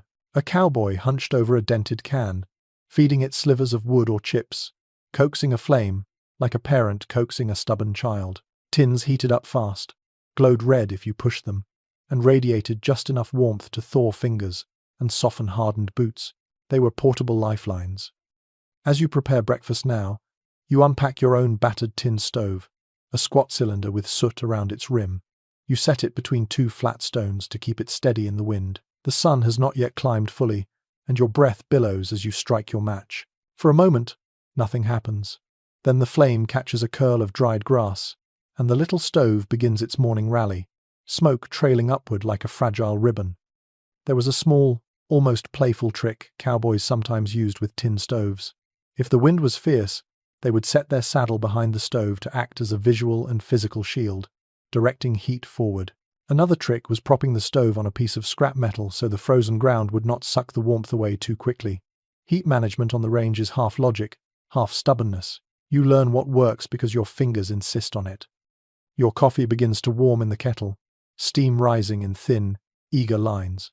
The sound is comforting, a soft simmer that hints at life returning to your limbs. As you wait, you reflect on how winter forces creativity. When cowboys lacked real stoves, they sometimes built tiny stone fireboxes, simple cubes with an opening for fuel and a flat top for pots. The stones held heat long after the flame died, turning the firebox into a kind of primitive radiator. People today might not think of cowboys as engineers, but winter reveals that they absolutely were. There is one story you heard from an old range rider long ago, a story so odd you remember it every time you light a stove. He claimed that during a brutal cold snap in Colorado, he and two partners used a metal biscuit tin, packed with sand, and heated in the fire, as a nighttime foot warmer. They would bury the hot tin under their blankets and press their boots against it. He said it saved their toes. Whether he exaggerated or not is impossible to know, but the idea fits. When the cold hits hard, practicality becomes invention. You sip your coffee now, letting the warmth spread into your chest. Your horse snorts, stamping its hooves, shaking frost from its mane in sparkling arcs. You pour a little warm water onto its bit, knowing that cold metal against a horse's mouth can be agony. Small kindness, big consequences. A calm horse handles winter better than a stressed one. Then you turn your attention to the tin stove again. The flame burns hotter now, a cheerful flicker in an unforgiving morning. You cook a little breakfast on its surface, a biscuit warmed in tin foil, a strip of salted pork that sizzles faintly. The smell drifts into the air, mixing with the clean scent of frost. Food tastes different in winter. More urgent, more earned. You think of the cabins you have left behind, each with a fixed stove built from iron or salvaged scrap. Those stoves were sturdier, yes, but they tied you to place. The tin stove is freedom, portable warmth. Not elegant, but loyal. Cowboys appreciated that kind of loyalty from objects. They had little enough loyalty from the world. There is an ongoing debate among frontier historians about how widespread these improvised stoves were. Some argue that most cowboys depended almost entirely on open fires, except in permanent shelters. Others insist that travel stoves were more common than the written record suggests, because people rarely wrote about ordinary things. You tend to believe the latter. When a cold wind cuts through you like a blade, a tin stove is not a novelty. It is a need. You finish your food, pack your gear, and crush the stove's coals to ash. The small heater goes back into your saddlebag, still warm to the touch. You mount, pat your horse's neck, and set off across the frosted grass. The sun finally crests the ridge, casting long shadows behind you. Later, toward midday, the wind rises again, sliding cold fingers down your collar. You pause behind a rocky outcrop, pull out your tin stove, and light it for a moment, not for food this time, but for your hands. The warmth is immediate, surprising, like a handshake from a friend. In winter, that can be all it takes to keep yourself steady. You hold your palms above the small flame, letting numbness lift from your fingertips. You breathe easier. You think clearer. It is astonishing how much a few inches of metal and fire can change the color of a day. When you put the stove away again, your hands feel younger, more willing, more like tools instead of burdens. And that is when the cowboy truth settles in your mind. Winter survival is not just shelter or clothing or food. It is the accumulation of small defenses, a layer of wool, a smart bedroll, a pocket of earth, a scrap metal stove glowing like a red jewel. None of them could defeat winter alone, but together, they keep you moving. You ride on, warmed enough to continue, the little stove's heat lingering like the memory of a friend's voice. Winter has not let up. It probably will not for days. But you have one more tool on your side now, small and dependable, tucked into your saddlebag, ready to spark in the cold dark whenever you call on it. And in the vast, indifferent West, that kind of loyalty matters more than most people will ever know. You ride on through a stretch of land that feels both wide and strangely intimate, the way winter can shrink the world to whatever is directly in front of your horse's nose. The wind has softened for the moment, but cold still clings to everything like a stubborn idea. After hours of travel, the horizon begins to roughen with fences, sheds, the long silhouettes of barns. You are coming toward ranch country again, a place where shelter is not always something you build alone, but something you borrow or share. As you draw closer, the smell reaches you first. Hay, warm and dusty, wood smoke, horses. These scents slide into your senses like familiar voices, and suddenly you feel less like a wanderer and more like someone heading home. Cowboys might spend days or weeks riding winter pastures alone, but sooner or later, the job bends back toward a ranch center, a bunkhouse, or at least a barn whose walls promise warmth without asking for construction in the dark. You dismount near a broad barn with wide doors that groan softly when you pull them open. The warm air inside rolls out like a greeting. Barn heat is a particular kind of warmth, almost humid from the breath of animals and the slow fermentation of hay. You step in and feel it wrap around you, loosening the cold's grip on your shoulders. The horses inside stir, swiveling their ears toward you. Some lift their heads, their breath rising in soft white puffs. Others keep chewing, content in their routine. Cowboys used barns for shelter far more often than the old frontier stories admit. Many ranch journals mention riders bedding down in haylofts on brutal nights, especially after long shifts checking cattle or breaking ice at waterholes. A barn was not fancy, but it was warm, largely because animals made it warm. A single horse gives off more heat than most people realize, and a dozen horses can turn a winter barn into a steady, living furnace. You feel that now in the air around you, warm and musky and full of quiet energy. You stroke the neck of a bay gelding standing nearest, his coat thick with winter fluff. He bumps his head gently against your shoulder, asking for a scratch behind the ears. Animals teach you something about warmth that humans sometimes forget. Heat shared is heat multiplied. Cowboys often slept in stalls during emergencies, curled in hay not far from the animals who kept the cold from creeping too close. It was not glamorous, but it worked. You climb the ladder to the hayloft and settle for a moment, letting the scent of dried grass ease your lungs. The loft is dim, with cracks of light sliding in between boards. The hay is piled high, a soft, insulating world of its own. Beneath you, horses shift and stamp, each movement sending a tremor up through the beams. It is a comforting kind of noise, rhythmic and familiar. There is a small, rarely mentioned practice you recall, something ranch workers sometimes did when winter nights were particularly vicious. They would warm stones in the barn's small stove, wrap them in burlap, and place them under their blankets. This trick provided slow, hours-long heat, a kind of frontier hot water bottle, simple and effective. You have used it yourself on nights when even thick wool blankets felt like paper. But barns were not the only shared shelter in cowboy life. Bunkhouses dotted ranch yards, long, low buildings with rows of narrow beds, a pot-bellied stove at one end, and walls plastered with whatever passed for decoration. Old newspapers, sketches, snapshots, the odd calendar tacked crookedly by a nail. These bunkhouses were refuges not just from cold, but from loneliness. The sound of boots thumping on the floor, men laughing or arguing softly, the murmur of card games, all of it created a warmth that had nothing to do with fire. You walk now toward the bunkhouse door. It cracks open with a familiar squeal. Inside, the air is thick with heat, smoke, and the smell of strong coffee that seems to live permanently on the stove. A couple of men nod at you, their faces tired but content. One is mending a glove with thread clamped between his teeth. Another is rubbing down his boots with a rag, probably planning to keep them pliable for the next morning. You hang your coat near the stove, letting the frost melt into tiny beads that slide off the wool. The bunk you choose near the wall creaks as you sit. Thin mattresses stuffed with straw or rags were the norm, not comfortable but familiar. There is something soothing about the ordinary discomfort. You are surrounded by people who understand the tiredness inside your bones.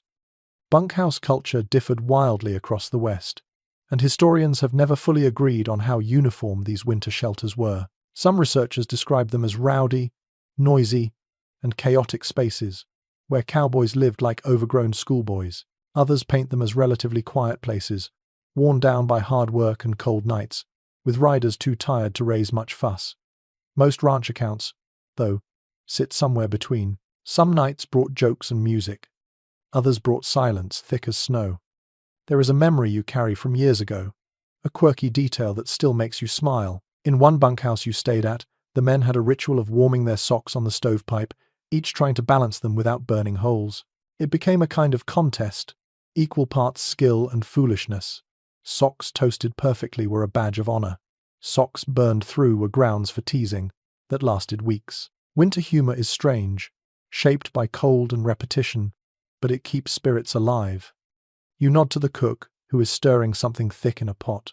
Winter food is simple: beans, biscuits, beef, maybe potatoes, if the cellar still has some. But the taste inside a warm bunkhouse after a freezing day is something your memory never lets go of.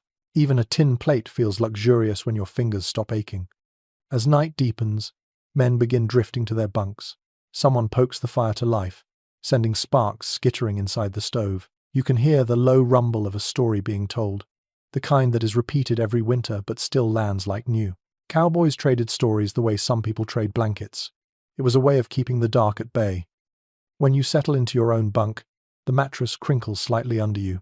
You pull your blankets up to your chin, feeling the heat of the stove drift slowly through the room.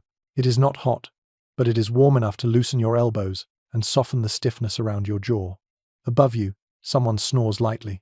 Across the room, a boot drops to the floor with a dull thud. Small sounds, human sounds. The winter outside can rage all at once, but in here, you are surrounded. You let your eyes drift shut and think of all the shelters you have used so far. Lean-tos, shaped in darkness, dugouts carved into earth, sod houses rooted in prairie grass, cabins thick with smoke, and now, a bunkhouse full of tired men and shared warmth. Winter in the Old West had teeth, but cowboys built answers to those teeth in 1,000 quiet ways. Tonight, you are sleeping inside one of those answers, and it holds you gently. You wake before dawn, stirred by the soft shuffle of boots on the bunkhouse floor and the steady hiss of someone pouring coffee. The stove glows a faint orange, not quite roaring but alive enough to keep everyone from turning brittle in the cold. Outside, the wind has dropped, but the temperature has sunk even lower. It is one of those mornings when frost clings to every nail head, every window edge, every buckle on your saddle, as if the night is reluctant to let go. Today, you ride out toward a different kind of winter refuge, one that cowboys used whenever the open range pressed them close to civilization. A place that is not built by ranch hands or carved out of soil, but hammered, nailed, and warmed by the sudden friction of people living on the edge of the frontier, railroad towns. You leave the bunkhouse with steam rising from your breath like a trail marker. Your horse crunches through frozen dirt as you head toward a narrow road leading to the rail line. As you travel, the land slowly shifts. Fences tighten. Wheel ruts deepen. Smoke rises in distant columns. And then you see it, a small cluster of buildings clinging to the tracks like barnacles to a ship hull. Railroad towns were rarely elegant, but for wintering cowboys, they were pockets of warmth and noise, places where you could step out of the cold and momentarily forget it had ever existed. Many riders found themselves in these rough settlements after long drives or supply errands, seeking a bed, a fire, or just human company. Some stayed only a night. Others passed through so often they knew every warped floorboard by memory. You ride into town now, hooves echoing faintly on frozen ground. The first building that greets you is the depot, its windows glowing with lamplight. You tie your horse, stamp your feet, and step inside. Warm air hits your face like a soft slap. The depot stove sits in the corner, radiating heat in slow waves. A telegraph operator nods at you without looking up, tapping messages with a speed that suggests he has been awake far too long. You warm your hands beside the stove, feeling life return to your fingers inch by inch. Town depots were vital winter shelters for stranded riders. More than one cowboy wrote that the depot stove saved him from frostbite while he waited for weather to break or for a train to bring supplies. No one cared much if you leaned near the heat, as long as you did not drip snow all over the telegrams. The warmth was communal, a quiet agreement between workers and wanderers. But you are hungry, and the depot has nothing to offer except heat and the faint smell of coal, so you step back outside and follow the narrow street to the boarding house, a squat building with a crooked porch and windows fogged thick with human breath. When you push the door open, The warmth inside rolls over you like a blanket. A woman behind the counter glances up, gives a small nod, and slides a bowl of stew your way without asking questions. Boarding houses fed half-frozen cowboys all winter long, often without ceremony. The meal burns pleasantly in your throat, and for the first time today, you feel your shoulders melt away from your ears. The stew smells of onions, potatoes, and something cured long enough to make you trust it. You wipe your bowl clean with a chunk of bread and sit back, letting the heat from the nearby stove soak through your coat. Then you hear the clatter and laughter spilling from the saloon next door. Winter towns had their own rhythm, and saloons were their beating heart. You step into one now, letting the heavy door swing shut behind you. The air is thick with pipe smoke, lamp glow, and the smell of spilled whiskey. Cards slap on tables. Someone tunes a fiddle. The whole room radiates a warmth entirely different from a bunkhouse stove, the warmth of bodies and noise and stories piled on top of each other. Cowboys depended on saloons in winter for more than alcohol. They offered heat, light, companionship, and a break from the bone-deep solitude of range riding. Some saloons kept stoves blazing from dawn until long after midnight, creating a refuge that cost only the price of a drink or two. Even men who never touched whiskey came in simply to thaw and listen to human voices. You take a place near the stove, stretching your boots toward the heat. Someone nearby tells a story about riding through sleet so thick he had to navigate by the sound of fence posts. Another claims he once slept in the depot because he could not feel his toes after a night breaking ice on a water trough. The room erupts in laughter, not because the story is funny, but because everyone there has known that same helpless cold. There is a small tradition in winter saloons that comes back to you now. Riders would hang their wet gloves on a floor grate near the stove, creating an informal glove garden, each pair sitting like two tired animals waiting to be revived. Men joked that you could tell a cowboy's character by how neatly he arranged his gloves. Chaotic piles meant chaotic men. Perfectly aligned pairs meant someone you should keep an eye on, because nobody that tidy was entirely trustworthy. After warming yourself to the point of comfort, you wander the street again. The bakery's chimney sighs sweet, warm air into the sky. A blacksmith hammers sluggishly inside his shop, each strike releasing a ring that cuts through the cold. Even the jail, with its single-barred window, probably hides a stove that glows cherry red by nightfall. As evening approaches, you check into the boarding house. The room is small, the blanket thin, but the walls cut out the wind, and the mattress is not frozen. When you blow out the lamp, the darkness feels soft instead of sharp. You can still hear the faint hum of town life boots crossing the wooden porch, the murmur of late-night voices, the crackle of a stove somewhere below. Researchers sometimes disagree about how often cowboys truly stayed in towns during winter. Some believe riders spent most nights in remote line camps, coming to town only for supplies. Others point to letters and diaries showing cowboys frequently sought town refuge during storms or bitter cold spells. The likely truth sits between these extremes, shaped by distance, job, and sheer need. You can feel that need tonight. After days alone on the range, town warmth is not indulgence. It is medicine. You lie back on the rough pillow, letting warmth seep into your bones.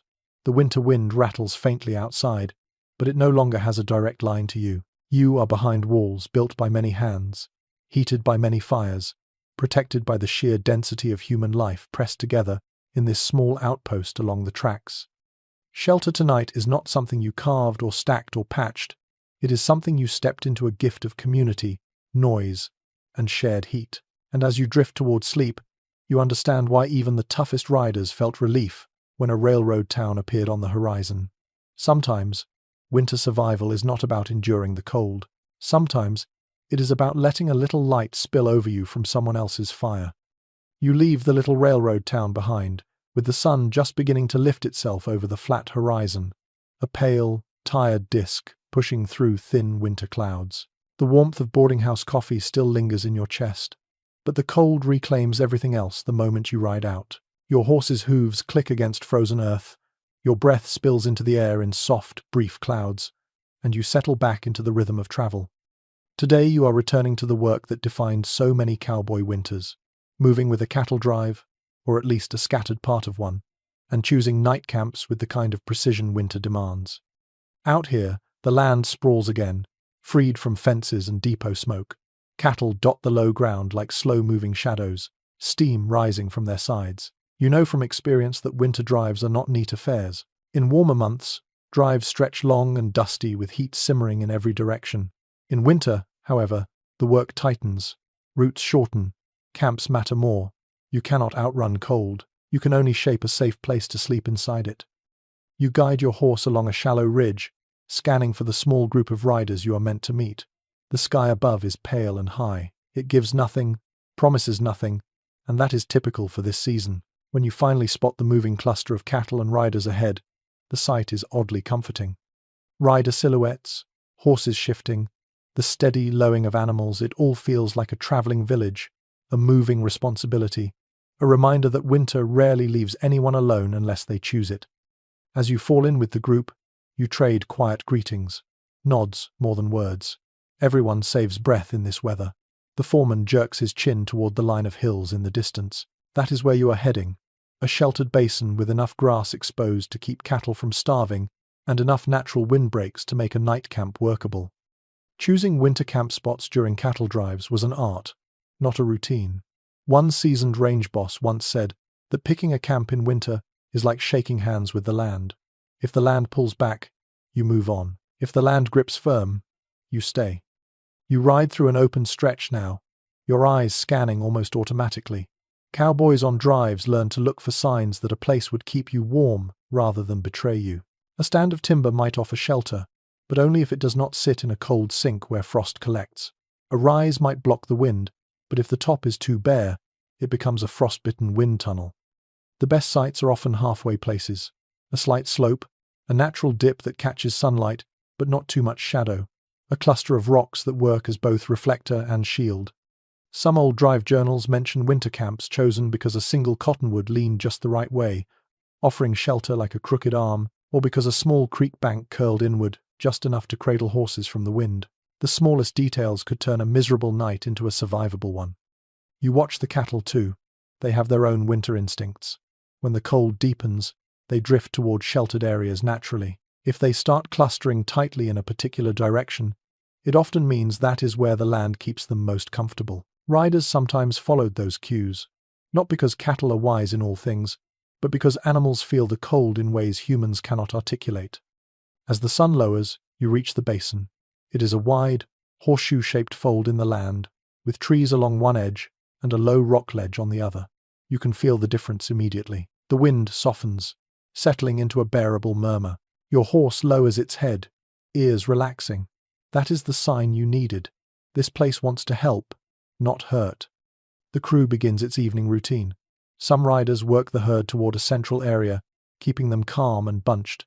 Others scout the perfect sleeping spots. You join two cowboys who are searching for a fire location. You find a pocket near the rock ledge where the wind barely touches the ground. That ledge will reflect heat back, conserving fuel and saving your fingers from hours of cold work. There is a peculiar detail about winter drives that comes to mind. Riders sometimes used their horses as living windbreaks while building camp, positioning them in a loose semicircle, with their rumps toward the wind. Horses tolerate the cold better than men, and their bodies create a surprisingly effective barrier while you gather brush or prepare fire. In some regions, this informal circle was called a horse wall, practical, quiet, and deeply sensible. You unsaddle your horse now, rubbing its back with a brisk motion that sends steam rising from its winter coat. Taking care of the horse is not courtesy, it is survival. A horse stiff from cold cannot move cattle or carry you out of danger, so you tie it in a place where the ground is dry and offer a little grain if you have any. The animal presses its head against your shoulder briefly, a tiny gesture, but one that warms more than your coat can. The crew builds a small fire, just a small one. Large fires burn through fuel too fast and can spook cattle in the dark. Winter drive fires tend to be modest, built low and steady, more ember than flame. You sit close to it, hands outstretched, absorbing the heat that flows like a slow river from the glowing center. Dinner is simple. Coffee, biscuits toasted on a stick, maybe a piece of salt pork shared around.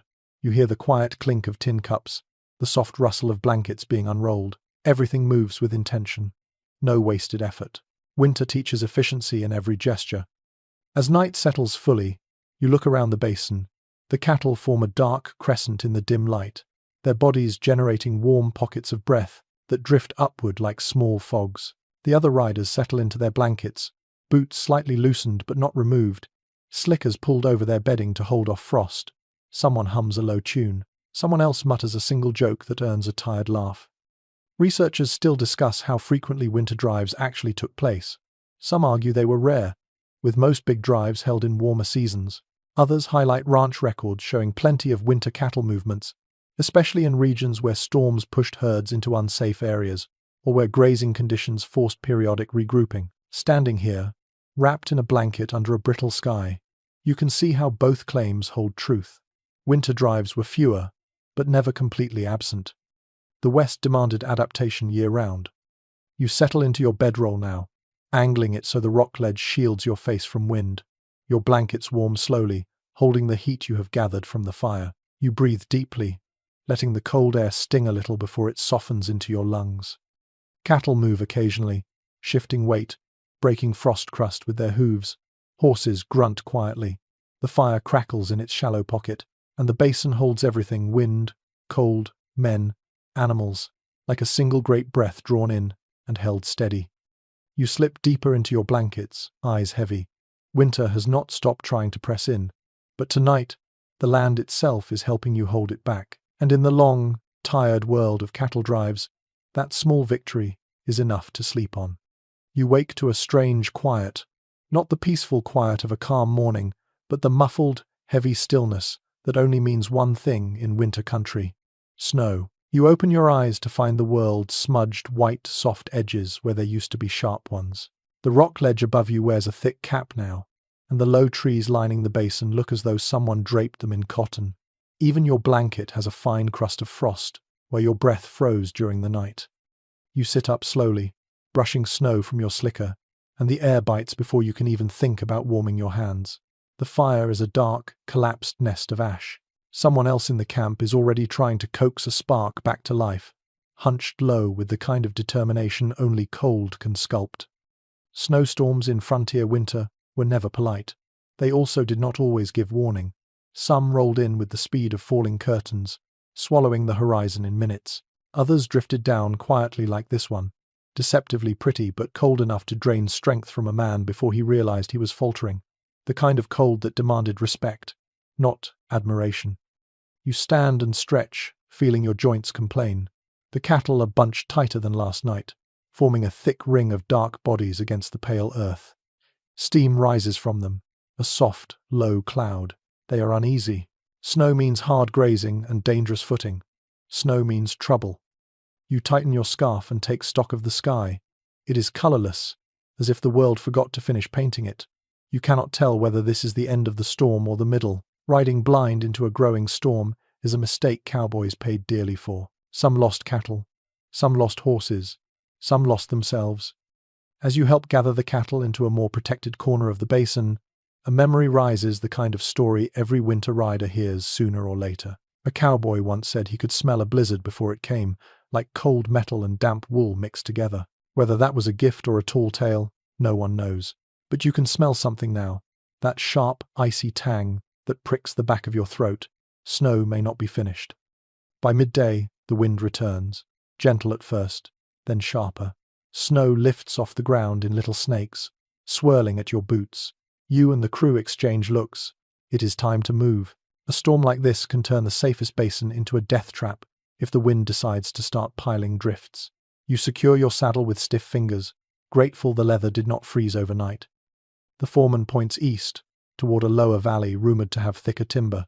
That is your new target, but winter does not care about your plans.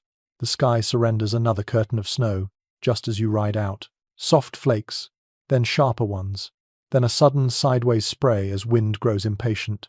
Before long, the world goes white around the edges, and landmarks fade. Boulders look like beasts crouched in the distance. Trees become ghosts. Even your horse lowers its head, plodding carefully, sensing danger under every step. Snowstorms during cattle work were some of the most feared events on the frontier, not because snow itself is deadly, but because whiteouts erase direction. Men rode in circles without knowing it. Horses stumbled into hidden ravines. Hands ventured only a few yards from camp and vanished forever. Ranch records mention storm-related losses not with drama, but with weary resignation. The cold took what it wanted. A few riders in your group dismount periodically, checking the snow depth near low gullies. You join them. The snow is knee-deep in places, waist-deep in others. Too deep for cattle to graze if it stays this way. Too deep to ride fast if trouble hits. You feel the urgency tighten in your chest. But then you notice something. The wind shifts.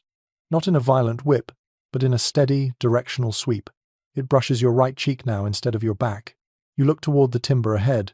Snow still falls, but the sky seems lighter above the treetops. A subtle change, maybe, but enough to give the crew hope. If you can reach the woods, you can build emergency shelters, stacked branches, snow walls, even shallow pits insulated with pine boughs. You push forward. Horses huff, cattle grunt, riders lean low in their saddles.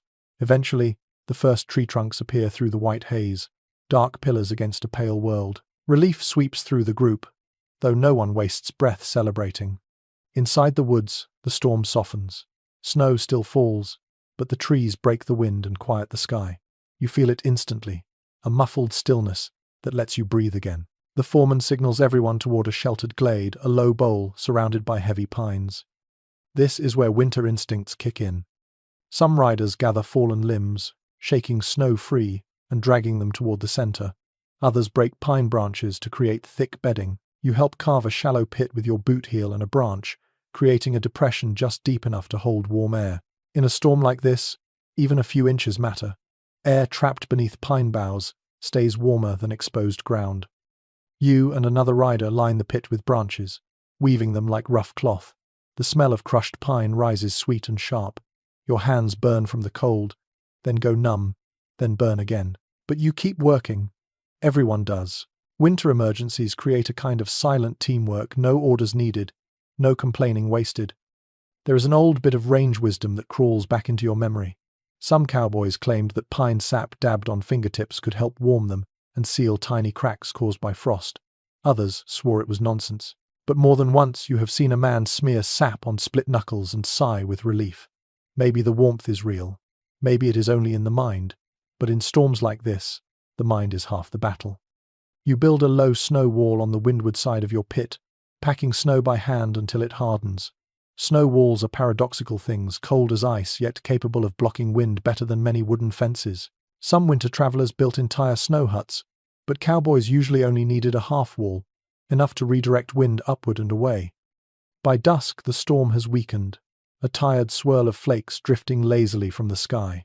The glade is quiet except for horses shifting their weight and the low buzz of someone carefully lighting a small fire. The flames glow golden against the growing dark. You settle into your pit, pine bedding beneath you, blanket over you, slicker stretched like a partial roof. The snow wall shields your face. The fire's warmth brushes your boots. It is not comfort exactly, but it is safety. And in winter, safety is a kind of luxury. You watch the fire flicker. Snow melts slowly on your slicker. Your horse stands nearby, steaming gently. And despite the storm's weight, the glade feels like a pocket carved out of the chaos, a small defiance against winter's wildness. Researchers sometimes disagree on how much storm preparation cowboys practiced.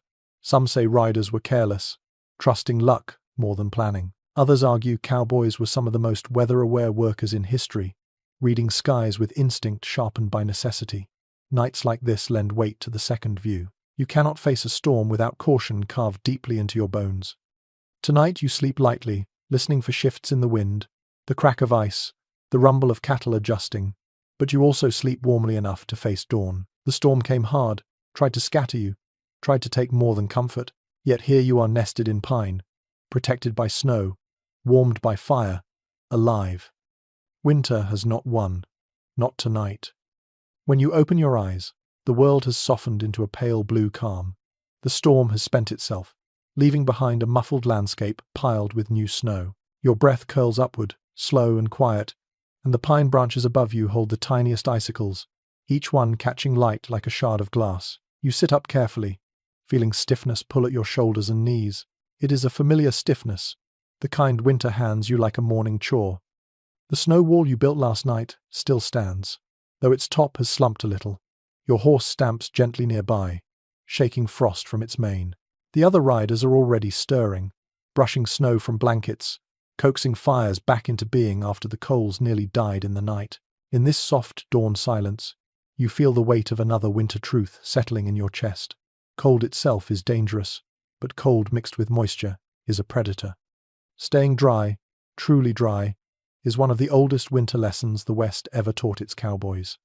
You crawl out of your pine-lined pit and stretch your fingers. The ground is cold, but not wet beneath the branches you laid last night. That single layer of pine kept the frost from creeping up through the soil into your bones. You brush off your coat, shake frost from your hat, and then check your saddle and gear with careful attention. Wet leather stiffens and cracks. Wet rope freezes into useless knots. Wet blankets become icy slabs that rob you of heat faster than wind ever could. You step toward a creek that cuts through the trees, its surface glazed with thin ice. It looks drinkable, but you know appearances lie. When a creek runs shallow in winter, water splashes and soaks everything it touches. Many riders learn the hard way that riding through even ankle-deep winter water can be ruinous.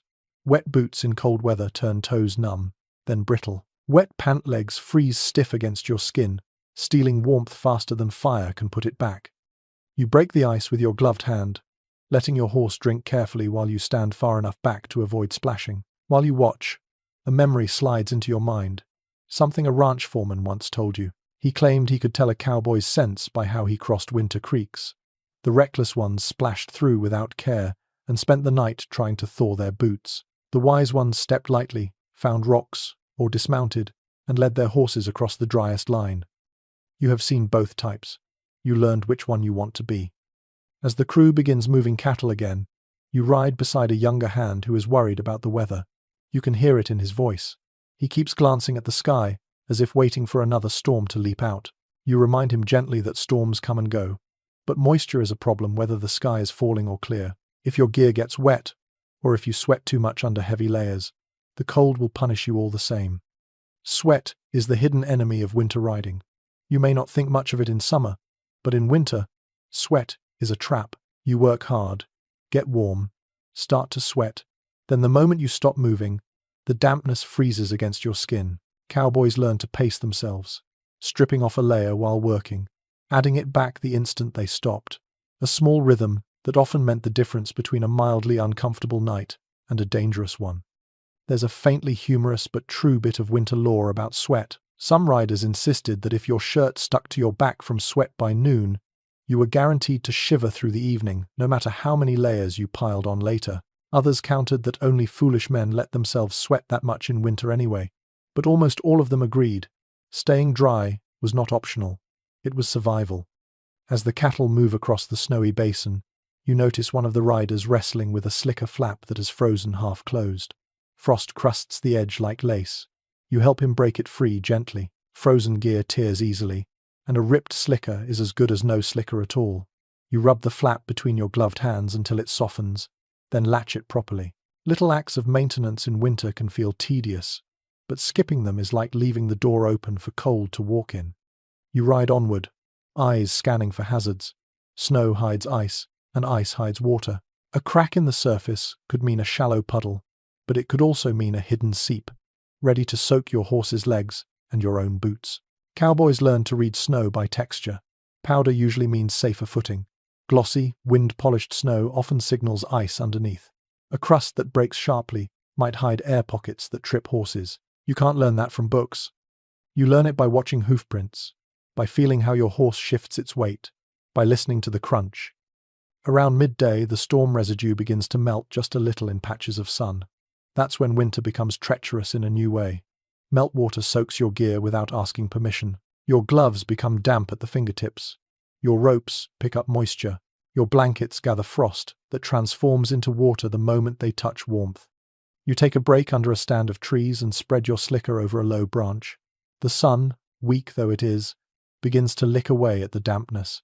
Cowboys often dried gear in small pieces throughout the day like this, 10 minutes here, 10 minutes there, never enough to stop riding, but enough to slow the creeping advance of moisture. And then, just as you settle to rest, you hear the unmistakable crackle of ice breaking behind you. Not loud, but sharp. A reminder, a warning. You turn quickly and see one of the cattle has stepped into a shallow patch of slush near the creek edge, only belly deep for a moment, but enough to chill the animal dangerously. You and another rider move fast, guiding it back to firmer ground. Cattle can catch cold too. Wet hide in winter is a risk for them, as much as wet wool is for you.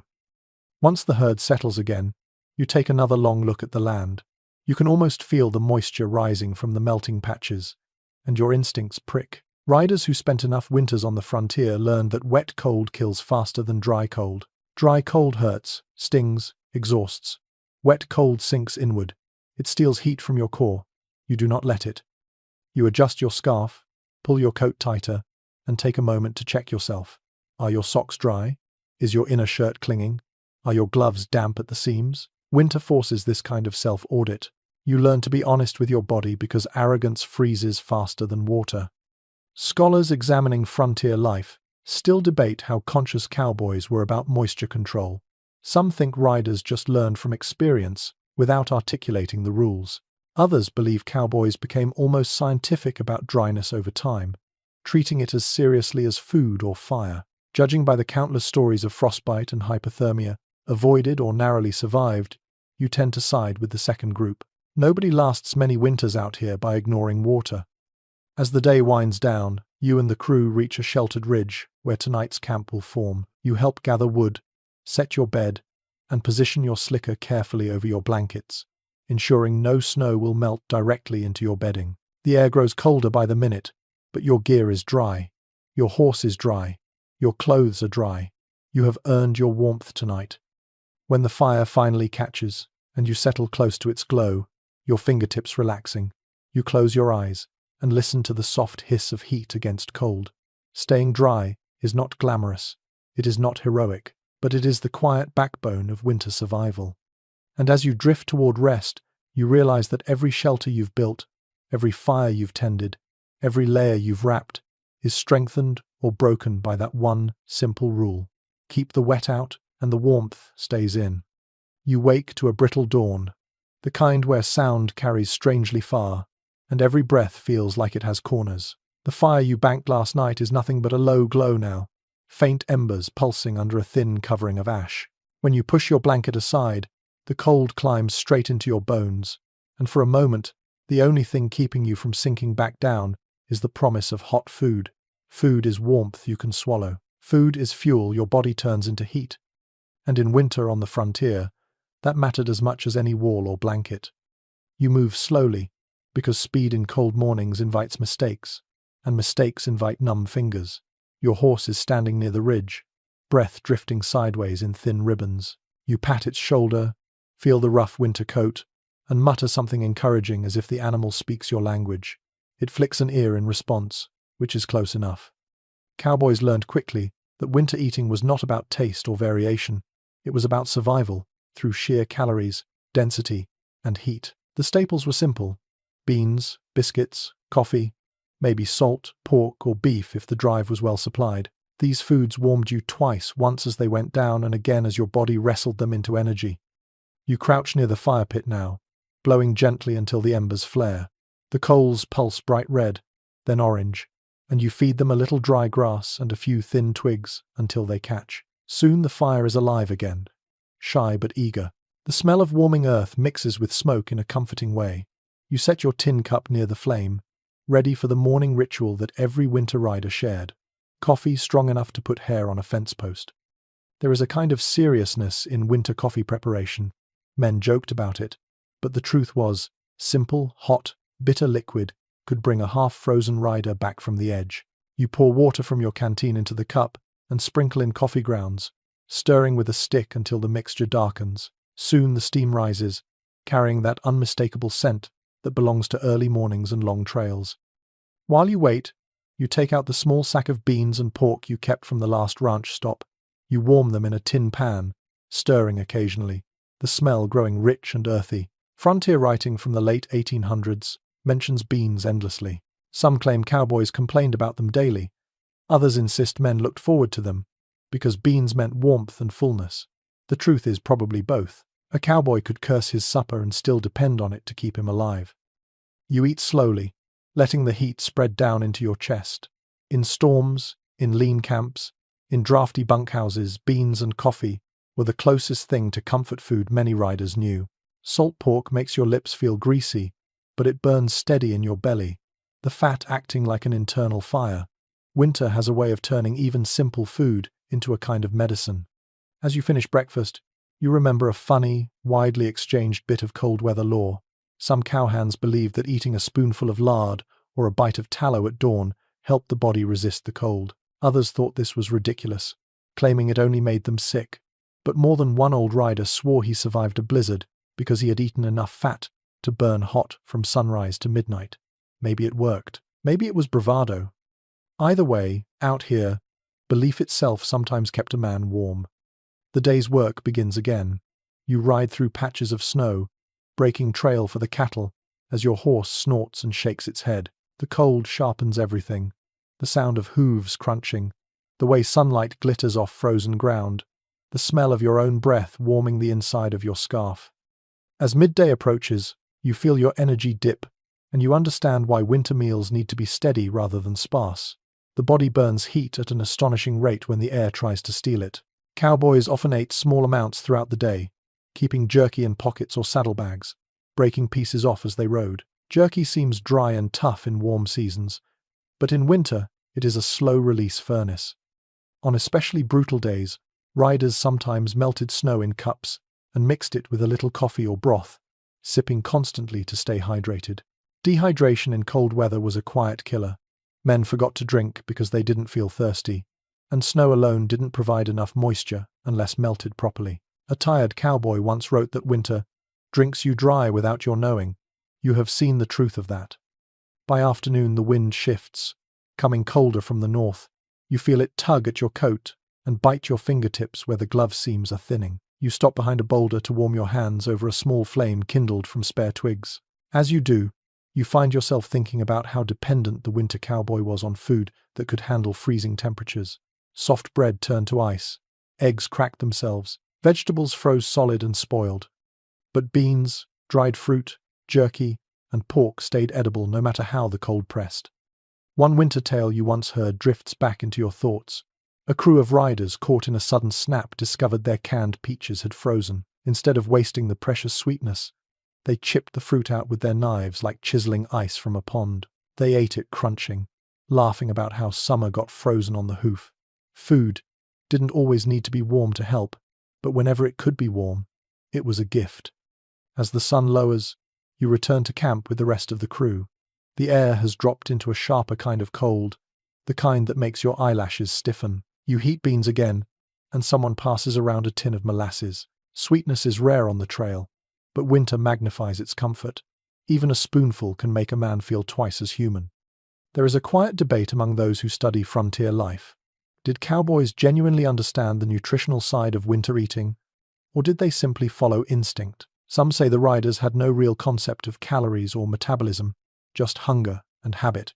Others argue that men who spent years on the range developed a practical intuition for what kept them warm, even if they never used scientific words. When you think of how your own body responds now, hours after a hot breakfast, the second explanation feels more likely. Instinct is its own kind of knowledge. Night comes down hard. You sit beside the fire, boots thawing, your belly comfortably heavy from a simple meal. The fire warms your face, while the cold brushes your back, reminding you that you are always halfway between danger and safety out here. The food you ate will keep you warm long after the fire dwindles. As you settle into your bedroll, the warmth in your belly becomes a soft glow under your ribs. Your eyes drift closed, your breathing slows, and you feel the steady hum of your body fighting the cold from the inside out. Fire warms your hands, blankets warm your skin, but food warms your blood. And tonight, that warmth carries you gently towards sleep. You wake before the sun has fully climbed, the sky still washed in a pale lavender that seems colder than blue. The fire is dead, but not forgotten. A faint curl of smoke drifts from yesterday's ashes. You pull your blanket tighter as you sit up, and for a moment the world feels like a frozen canvas stretched tight across the land. Then you hear it, your horse blowing softly, shaking its mane, and beyond that, the low murmur of cattle settling into their morning rhythm. Today, though, your thoughts wander toward another source of winter wisdom on the frontier, one cowboys borrowed far more often than the old dime novels admit. Indigenous nations had lived with these winters for centuries, long before ranchers carved lines across the plains. From them, cowboys learned quiet techniques, clever tricks, and deep-rooted knowledge of how to build warmth into shelter when the temperature dropped like a hammer. You mount up, riding through a patch of snow glazed with a thin crust. The trees around you stand tall and dark, their needles weighted with frost. Birds huddle silent in their branches. As your horse steps carefully, you catch yourself remembering the first time you heard an older hand speak about borrowing winter scents from native neighbors. He said it simply, without drama. If a people have lived in a place longer than you've been alive, you might consider watching how they stay warm. And so Cowboys did. You ride into a grove where a small ridge shelters you from the worst of the wind. The cold here feels more manageable, almost thoughtful. Your mind drifts to a technique used widely across the plains and mountain regions, lining ground shelters with cedar, willow, or pine. This wasn't just practical. Indigenous groups across the West used evergreen boughs as ground insulation for generations, knowing the needles trapped warm air and blocked dampness from creeping upward. Cowboys adopted that habit almost immediately. If you carved a shallow pit and lined it with fresh-cut boughs, your body heat stayed close. You slept warmer. You woke less stiff. You gather a few branches now, just enough to freshen your bedding for the next camp. The scent rises sharply clean, resinous, almost sweet. You store it in your saddlebag, grateful for this borrowed trick that never stops working. There is another method that comes to mind as the wind brushes your coat, a way of reading the land. Many tribes across the plains understood wind patterns intimately, choosing winter camp spots in gentle depressions or along leeward slopes where the cold couldn't pool too deeply. Cowboys, being practical creatures, adopted the same habit. Instead of building wherever they happened to stop, they began scanning the land for clues about how air moved, how snow drifted, how frost settled. You feel yourself doing that now, without even thinking. You ride along a ridge until you reach a view of the valley below. The snow gathers thickest in the center, thinner near the edges. You know the low point will become much colder once the sun drops. It always does. Cold air sinks. Indigenous knowledge taught that long before science textbooks explained it. Cowboys learned it by watching, listening, and sometimes shivering through the consequences. A small, quiet detail surfaces in your memory. Some tribes taught that sleeping with your head slightly elevated on a mound of earth or bundled hide helped keep moisture from settling in your chest during icy nights.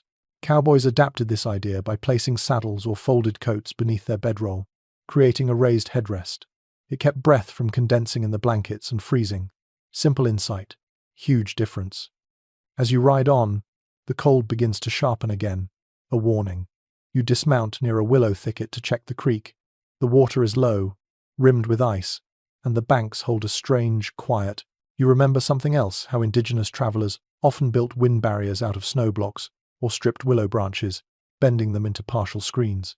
Cowboys copied this trick when storms threatened, creating half circles of woven brush to redirect wind away from their sleeping spots. You've done this yourself on nights when the wind felt like a living thing trying to pry your blankets apart. A memory surfaces of a Lakota elder describing how snow itself could be used as insulation. Snow traps pockets of still air, which means a shelter carved partially into a drift can actually be warmer than sleeping exposed. Cowboys learned to pack snow walls around their camps, or even bury the lower half of their lean-to in snow to trap heat. Strangely, the colder the snow, the better it worked. Then there's the matter of fire. Many native groups used long, low fires instead of tall, flashy ones. These stretched-out fires warmed a wider area with less fuel and avoided throwing dangerous sparks that could ignite shelter roofs. Cowboys traveling through timber country found this especially useful. A low line of fire, built parallel to the wind, gives steady warmth and cooks food more evenly. You picture one now, the orange glow spreading gently along the ground, warming the length of a bedroll without burning your boots. Another bit of winter lore you once heard whispers back. Some indigenous hunters carried small, flat stones warmed in the fire, wrapped in hide, and placed near their feet at night. Cowboys eventually tried the same trick, using hot stones to extend the life of a failing fire, or to warm frozen boots from the inside. Many boots and toes were saved this way. You ride a little farther, and soon the land opens into a broad meadow, with long shadows stretching across the snow. You slow your horse, breathing in the cold. The wind dips, quieting just long enough for you to hear the faint creak of distant trees. In that stillness, the insights of generations settle quietly around you. There is a scholarly debate you've heard more than once. Some believe cowboys borrowed only a handful of winter techniques from native nations, while others argue that cowboy winter survival, especially in the northern ranges, was deeply shaped by indigenous knowledge. The truth, as you feel it now, is layered. Cowboys borrowed what worked. Indigenous people taught what mattered. The land enforced the rest. In winter, wisdom never belonged to only one group. It moved like firelight passed hand to hand. Eventually the trail bends downward into a sheltered pocket where you'll camp tonight. Before you set your bedroll, you lay evergreen boughs on the ground, remembering who taught you that. You build a low fire, stretched long rather than tall. You angle your shelter so the wind has to climb over it instead of through it. Small choices, wise choices, borrowed choices. As night deepens, the fire's warmth pools gently along your side. The trees cradle the cold overhead, keeping it from falling too hard. Your blankets trap the rest. You breathe slowly, feeling the quiet stability of a camp built with old knowledge. And as you drift towards sleep, you understand that winter respect runs deep on this land. Cowboys survived not only by grit, but by listening to people who already knew how the cold thinks. Tonight, you are warmed by that listening. You rise slowly into the thin winter morning, the cold still pressing down with the heavy, unmoving patience of stone.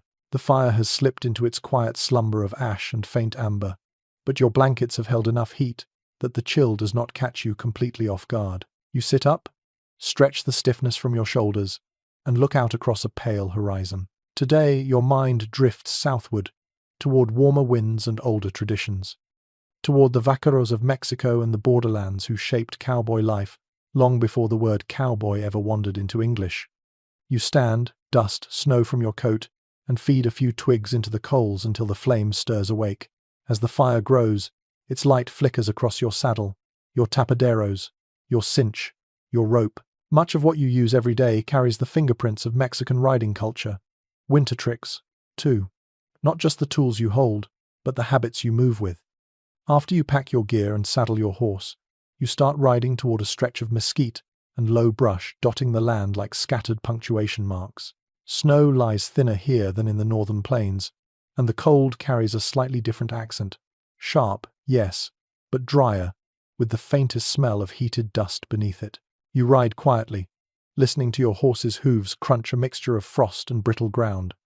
Vaqueros, skilled horsemen and cattle workers of Spanish and indigenous descent, were the blueprint for cowboy culture across the Southwest. Their techniques traveled north as ranching expanded, carried in the hands of men who understood cattle, horses, and weather far better than most newcomers.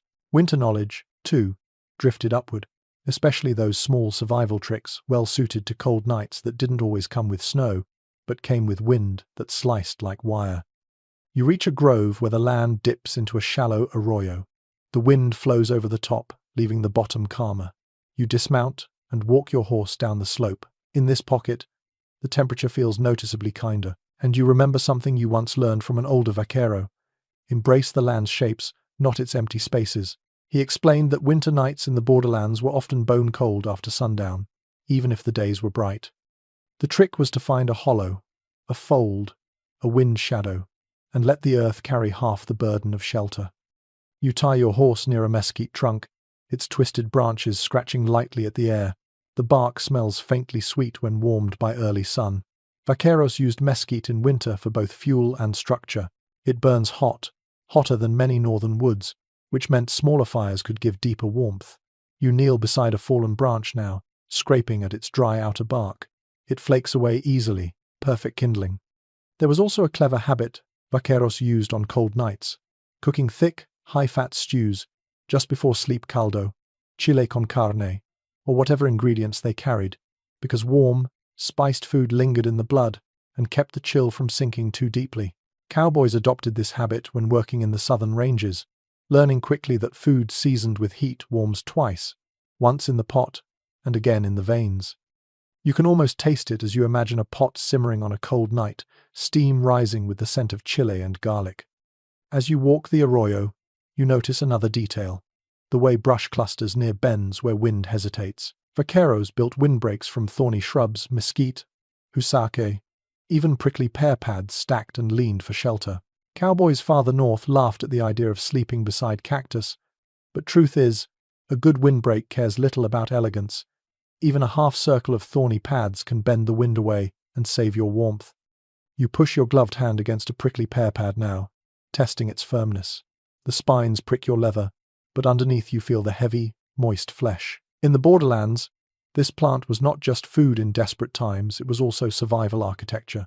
Vaqueros trimmed pads, scraped the spines, and leaned them against poles to create thick, insulating walls. Cowboys later used the same trick in scrub country, especially when storms came suddenly and wood was hard to find. A memory drifts back, something a wandering storyteller once shared at a campfire. He claimed vaqueros in Baja California sometimes slept with warm stones tucked into bundles of serape cloth, placing them near their kidneys to keep core heat steady all night. Whether entirely true or embellished, the idea feels right. Serapes heavy, tightly woven blankets were essential winter gear long before woolen cowboy coats became common. Wrapped around shoulders, laid under bedrolls, even doubled as makeshift tents, these blankets breathed warmth without trapping moisture. Cowboys borrowed the design, the colors, the shape, eventually weaving the Serapes logic into their own cold season habits. As midday approaches, the wind rises slightly. It nudges your hat brim and whistles against the arroyo walls. You cinch your coat tighter and ride onward, watching how your horse picks careful steps over frozen soil. You think about saddle blankets, how vaqueros layered several thinner blankets rather than relying on one thick one. This allowed better airflow, less sweat, and more predictable warmth during long, cold rides. Sweat kills in winter. Avoiding it is an art, and vaqueros mastered that art long before cowboys rode beside them. There is also the matter of rope. In winter, rawhide stiffens. Braided riatas used by vaqueros were treated carefully oiled, warmed near a fire, coiled loosely so they wouldn't freeze solid. Cowboys adopted these habits, knowing a frozen rope could mean losing a steer or losing control of a frightened horse. In harsh weather, a rope is no trivial thing. It is your connection to cattle, your balance, sometimes even your lifeline. You warm your own rope now by holding it near your horse's flank, letting the animal's body heat soften it. Old lessons echo quietly in simple gestures. As the sun dips toward late afternoon, you find a sheltered ledge to prepare for evening. You gather mesquite wood, its smell rich and earthy, and prepare a small fire pit. Before lighting it, you lay down a serape your own, worn but loyal beneath your bedroll. The fabric blocks cold rising from the ground, a technique many riders copied from vaqueros who understood the desert's nightly temper better than most. While arranging your bedding, you recall something scholars still discuss: to what extent cowboy culture is truly American, and to what extent it is a blending, a braid woven from indigenous, Spanish, and Mexican origins. Some argue the cowboy identity is inseparable from the vaquero tradition. Others suggest the cowboy evolved independently once ranching moved north. Lived experience suggests something simpler. Cowboys borrowed what worked, honored what kept them alive, and carried forward whatever the land rewarded. Winter has a way of stripping ego from culture. Dusk settles softly over the arroyo. The sky turns violet, then deep indigo. You light your mesquite fire. It flares quickly, sending a fragrant warmth across your boots.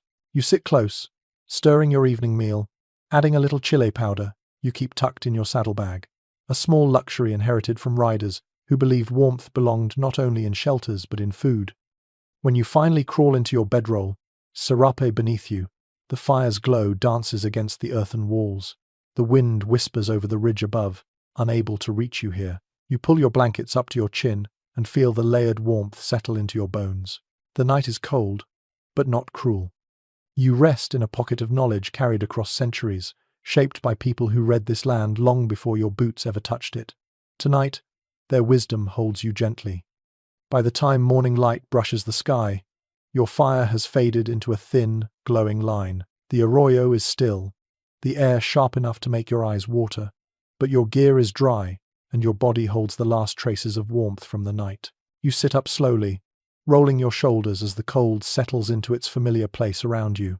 Winter has not eased, but you have learned to move with it, not against it. Today you think about the little things, the quiet tools, the unnoticed objects, the pieces of gear that a cowboy carried not for pride or ornament, but because winter demanded them. Tools of shelter-making, tools of warmth, tools of survival. You brush snow from your saddle, tighten your cinch, and feel a strange gratitude for every simple object that has kept you alive so far. You mount up and ride into open land where the snow lies in patches rather than blankets. The sun hangs low but bright, turning every frost crystal into a spark. Your horse's breath rises like soft steam. The world feels brittle and beautiful at the same time. And as you ride, you mentally count the tools a winter cowboy trusted, the ones that made all the difference. Your rope, for one, not just for cattle. A good rope could anchor a lean-to when the wind was spiteful enough to peel canvas away. Cowboys often used their riata or lariat to lash poles together, holding limbs tight when building quick shelters. You remember more than one stormy night when your rope became the backbone of a windbreak. This morning, you uncoil it slightly, checking the stiffness. Rawhide can turn rigid in the cold, so you warm it against your coat. It softens slowly, obediently, like a loyal friend. Then there's the hat, wide-brimmed, felted, shaped to the rider's liking. Most people think of cowboy hats as sun protection, but in winter they serve another purpose, guarding ears, shielding eyes from wind-driven snow, and acting as a miniature roof when bending over a fire. You tip yours lower against the cold breeze, feeling how it breaks the wind just enough to matter. Your gloves are another story. They're not stylish, just thick leather with wool liners that never quite dry. Wearing gloves is its own battle. Too thin, and your fingers freeze. Too thick, and you can't grip reins or tools. Cowboys often carried spare mitts, or stuffed old socks inside their gloves for extra padding. You flex your fingers now, listening for the quiet creak of leather. They still feel stiff. You beat your hands against your thighs gently until the blood stirs. You ride toward a cluster of cottonwoods and dismount to inspect the branches.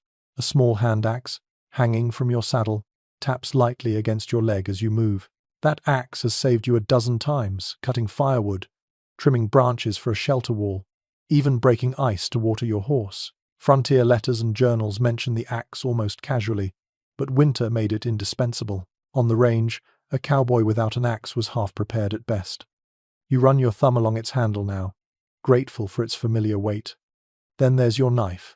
Not the big, dramatic Bowie knife that stories like to mention, but a simple blade for cutting rope, shaving wood curls for kindling, and slicing frozen bacon. Some cowboys wore their knives on their belts, others tucked them into their boots.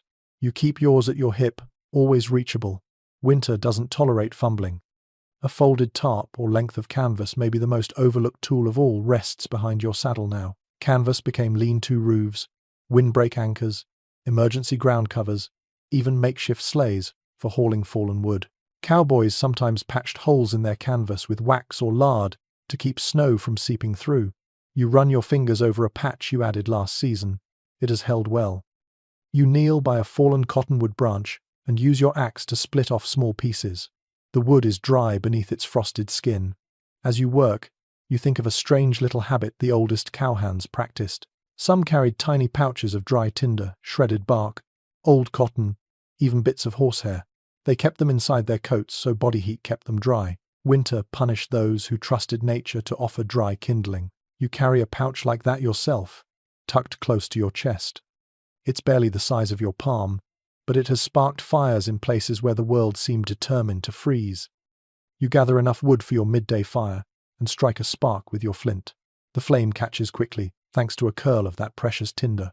Soon a thin column of smoke rises into the cold air. You warm your hands, letting the heat sink into your bones. Every tool you've relied on so far contributed to this small, life-saving circle of warmth. There's also your bedroll, still tied behind your saddle. Canvas, outer layer, thick wool blanket inside, maybe a hide for the coldest nights. Cowboys treated their bedrolls like portable houses, rolling them tight, tying them securely, oiling the canvas so frost wouldn't seep in. Some riders kept a small sewing kit to mend tears. A ripped bedroll in winter was no small inconvenience. It was a threat. You check your own for fraying edges. So far, so good. Nearby, your horse flicks its tail and paws gently at a patch of grass. You walk over to check its hooves, clearing a bit of frozen mud. A hoof pick is another tool a winter cowboy couldn't ignore. Ice trapped in a hoof can make a horse stumble or bruise, and in winter terrain, a lame horse can put you in real danger. You clear the last chunk of ice and pat your horse's shoulder. It leans into your touch, trusting you completely. As you prepare to ride again, you take stock of the rest of your gear. canteen, repaired with wire, wool scarf, patched on one end, tin pots, dented but reliable, the little metal stove tucked into your saddlebag. None of these items would impress anyone. But in winter, none of them need to. They just need to do their stubborn, quiet jobs. There is a quiet disagreement among historians about whether cowboys truly carried more tools in winter or simply used the same ones differently. Some claim winter gear was minimal and riders relied mostly on the land.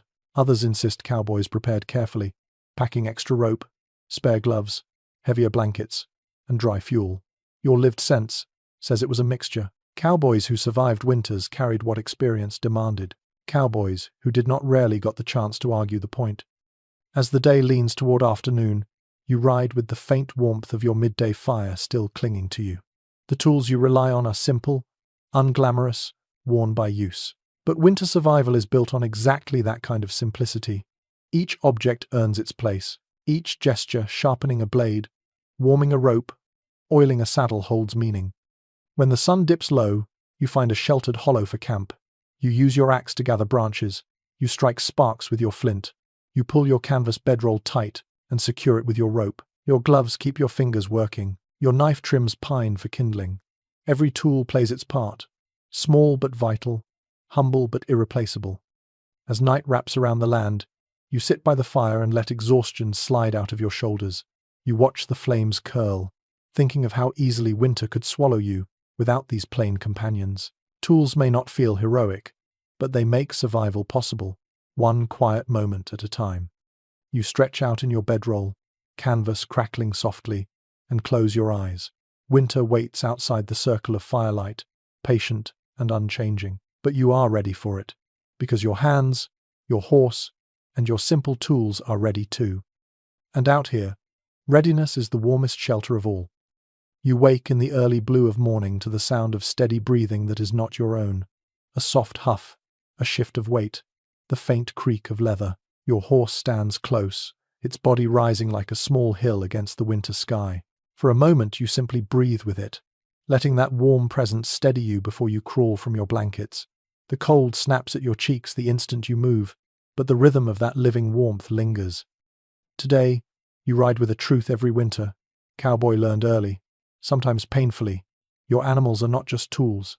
They are heat, shelter, companions, warnings, partners in survival. Horses, cattle, even the quiet mules that carried gear, they all shaped how cowboys endured winter more than most people today realize. You sit up, brushing frost off your slicker, and look toward your horse. Its coat is thick and shaggy now, grown naturally against the cold. You step closer and rest a hand against its flank. The heat rolls off in steady waves. Horses produce warmth like small furnaces, and cowboys often borrowed that heat without shame. Sleeping near a horse was not romantic, it was practical. A warm body beside you meant the difference between numbed limbs and a working morning. As you repack your bedroll, you remember something you've done on especially brutal nights. You've tucked your hands under your horse's mane to thaw your fingers. You've stood behind your horse to block wind gusts. You've rested your forehead against its neck while the cold searched for any weakness. Many cowboys did the same, though few bragged about it. It wasn't heroics, it was instinct. You saddle up now, careful with the cinch so you don't pinch cold, stiff skin. As you settle in the saddle, you feel your horse's warmth seep into your legs. That living heat means more than comfort. It keeps blood flowing, keeps joints loose, keeps frostbite from creeping upward. Riders in northern ranges sometimes said their horses were the only reason they kept all 10 fingers. It sounds like exaggeration, but it isn't. You ride through a folded stretch of land where the cold clings low. Cattle graze slowly, nosing through snow, searching for any grass left from last season. Each breath from the herd rises in soft clouds that drift and collide like ghosts. And here you feel another truth. Cattle generate heat too. On winter nights during drives, cowboys often camped close to the herd, not only for safety, but because the big bodies warmed the air slightly. A thin comfort, yes, but in deep cold, every degree matters. There's a peculiar detail you once heard from an older hand. Sleeping downwind of cattle gave you a pocket of warmer air, but the smell was something a man had to make peace with. He claimed warmth beats pride every time. You've found that to be true. Winter doesn't leave much room for dignity. As you move deeper into the valley, your horse snorts sharply. Its ears flick, its steps shorten. You feel the change instantly. Something in the air, something ahead. Horses sense cold shifts, predators, thin ice, and brewing storms long before human eyes can confirm anything. You stop and scan the land, trusting the animal beneath you more than the calm sky above. There, in the distance, ice glinting where it shouldn't, a patch of frozen creek thinner than the rest. If you'd kept riding blindly, you might have crossed that point and ended up soaked or worse. You whisper to your horse, patting its shoulder. Trusting your mount is not sentiment, it's survival. You reroute gently, following a safer bend. The horse relaxes again, stride lengthening. You exhale, realizing how often your life has depended on 4 hooves making a good choice. Later, while you check the cattle for signs of frostbite, yes, even animals suffer it, you think of another winter practice cowboys learned from hard nights. When temperatures dropped brutally low, and there was no shelter, riders sometimes formed a loose circle of horses around the fire pit, positioning them so their bodies blocked wind from multiple directions. The horses' warmth helped too, but their bulk was the main gift. A ring of animals makes a surprisingly effective barrier, a living wall against the cold. You've been in a camp like that once, years ago. The wind howled, slicing sideways through the plains. The men huddled close to the fire, horses standing solid and still behind them like guardians. You remember the soft sounds of animals breathing, shifting, waiting out the storm with the same grim patience humans had. No cowboy ever forgets nights like those. You ride on now, scanning the land for tonight's camp. The sun's low angle turns every snowdrift into a long shadow. The world is vast and spare, but your horse's presence carves a path of steadiness through it. You feel connected, anchored. Then you catch a faint memory of a strange winter trick you once saw. A mule, stubborn, steady, unhurried, stood with its back against a blowing drift, while its packer crouched on the sheltered side, warming his hands. Mules may not be as glamorous as horses, but they endure cold with a kind of unshakable patience. Some cowboys preferred them because they panicked less in storms. They also ate less and kept their footing on icy trails better than many horses. You never underestimate a mule. Not in winter. Moving into late afternoon, you lead the herd toward a sheltered bend where sparse trees grow in a crescent. The snow here is thinner, the wind quieter. You dismount and loosen your horse's girth to let it breathe easier. The animal steps close, nudging your sleeve. Animals understand cold differently, but they feel it too. They appreciate breaks, warmth, gentleness more than most cowboys ever admitted aloud. As you start preparing camp, you let your horse stand nearby, using its body as a partial windbreak while you gather sticks. Its breath warms the air around your hands. You whisper a quiet thanks. Not ceremonial, just genuine. People who study frontier life sometimes argue about how dependent cowboys truly were on their animals. Some say horses were simply tools. Others claim they were partners. You know the answer without needing to read any dusty journal. Winter makes partners out of anything that keeps you alive. You make a small fire, arrange your bedroll, and settle in with your horse standing sentinel beside you. The night grows colder, stars sharpening above you, but your fire burns, your blankets hold heat, and the steady warmth from your horse adds one more layer of comfort that no amount of wool can replace. You rest with your hand on the saddle horn beside you, listening to the quiet chewing of your animal and the slow, steady breath that seems to steady your own. Tonight, the shelter isn't just fabric and fire. It's a living presence, warm, loyal, and patient as winter itself. You wake to the faint creak of ice expanding somewhere in the dark, a brittle pop like the land itself flexing its fingers. Your fire is nothing but a thin, resigned glow. Your horse stands nearby, its breath rising in soft pulses, and the world feels suspended in a fragile stillness. As you sit up, the cold settles over you like a stern reminder that winter on the frontier never truly loosens its grip, it only pauses. Today, though, the cold brings something else to mind: stories. Not the quiet, practical whispers of technique or shelter or fuel, but the tall tales and half-truths that cowboys swapped to fill the long winter hours.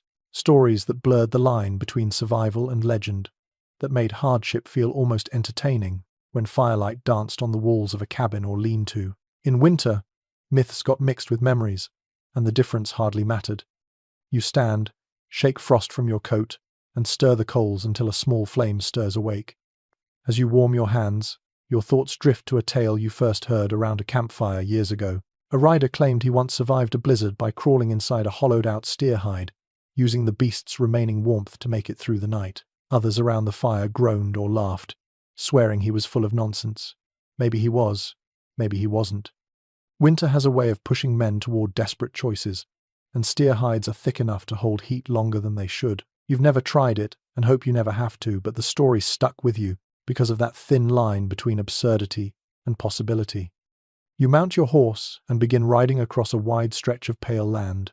The sky is muted, painted in soft greys with a hint of blue.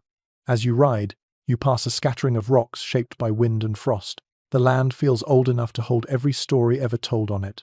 You picture cowboys hunched together in makeshift shelters, swapping tales to push away fear or boredom. Some stories were rooted in truth, others were stitched from winter delirium or whiskey. Take, for instance, the one about the rider who allegedly navigated a whiteout storm by listening to the breathing of his horse alone. According to the tale, he let the reins drop and let the animal lead them both to shelter. Some called it exaggerated nonsense. Others nodded quietly, knowing horses often sense danger far earlier than humans. The mix of truth and embellishment gave the story staying power, like frost clinging to fence wire long after sunrise. You steer your horse toward a line of broken cedar, scanning for a decent place to rest. The cold drifts over the land in slow waves. You pull your scarf higher and think of yet another winter yarn. A cowboy who supposedly used a fire-heated branding iron as a makeshift space heater by sticking it point down in the snow near his bedroll. They said the metal glowed and warmed the air enough that frost avoided his blankets. You've tried warming iron tools before they radiate heat, yes, but hardly enough to keep a man warm. Still, the story persists, retold because it sounds just crazy enough to work if luck and desperation collided. As you ride on, you pass a frozen creek. You dismount and test the surface with your boot heel. Thick ice, stable.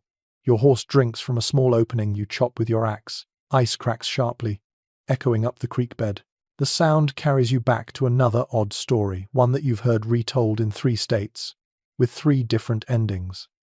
A cowboy trapped in an early freeze supposedly cut a hole in the ice, stuck his bare feet into the water briefly, then wrapped them in heated stones and dry wool to restore circulation. Some listeners gasped, others called it stupidity disguised as bravery. But the idea that winter pushed men to bizarre methods rang true enough that nobody dismissed it entirely. You remount and continue, the cold needling your cheeks. The land widens again, snow softening under the hooves of your horse. You search for traces of windbreaks or old camps. Winter stories cling to places like this, small hollows where people huddled close to survive. You picture a group of young cowhands in a storm, all claiming they knew a sure trick for predicting weather. One said the smell of sage thickened before snow. Another insisted that if the cattle faced uphill at dusk, a storm would hit. A third claimed he could taste a front coming in the air like metal on his tongue. Every man swore he was right. Every man contradicted the others. And somehow, every one of them remembered a time his trick had saved him. Tall tales grew legs on winter nights, especially in bunkhouses, where dozens of tired men lay under thin blankets, waiting for dawn. You've heard stories about phantom lights crossing the plains, spirits of frozen travelers tapping on cabin doors, ghost cattle appearing at dusk to warn of storms. Most were nonsense, but winter does strange things to the mind. Cold and darkness wrap the world in mystery. Sounds echo differently. Shapes blur. A tired cowboy in a snowstorm can convince himself of anything.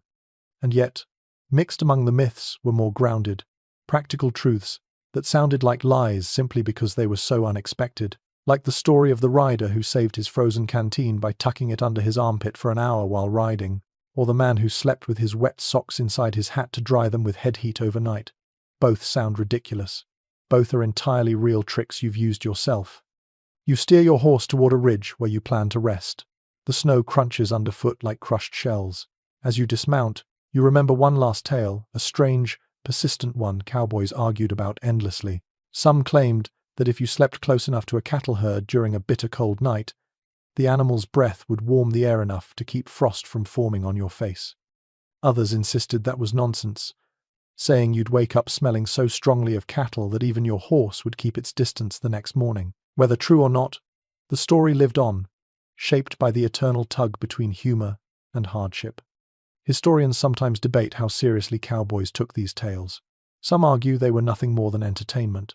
Others claim that hidden inside the exaggerations were real survival methods shared in disguise. Listening to these stories now echoes of cold nights and nervous hands. You feel the truth leaning toward both sides. Winter makes storytellers out of everyone. It also makes listeners pay attention, because even absurd stories can hide useful tricks. You gather pine branches and prepare your resting place, brushing snow aside and tamping the earth. As you work, you reflect on how winter stories served as a kind of informal textbook, passed from one generation of riders to another. Cowboys didn't hand each other written guides. They handed each other tales exaggerated, crooked, half true, half useful. Learning meant listening, sorting, remembering what rang true, and letting the rest drift away like smoke. Tonight, when you settle beside your fire and pull your blankets close, the cold presses against your back like a blunt question, but you feel steadier than you should, warmed not only by flame but by the memory of every strange, wild, unlikely winter trick ever whispered around a fire.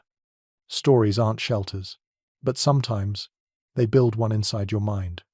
You rise into a morning that feels older than the land itself, a slow, pale light stretching across snow-dusted hills. The cold is steady, patient, unshowy, more like a long stare than a threat. You dust frost from your coat, warm your hands briefly over the embers, and listen to your horse shifting its weight. The day is quiet enough that you can hear the soft click of ice breaking on a distant tree branch. Today your trail leads you somewhere different.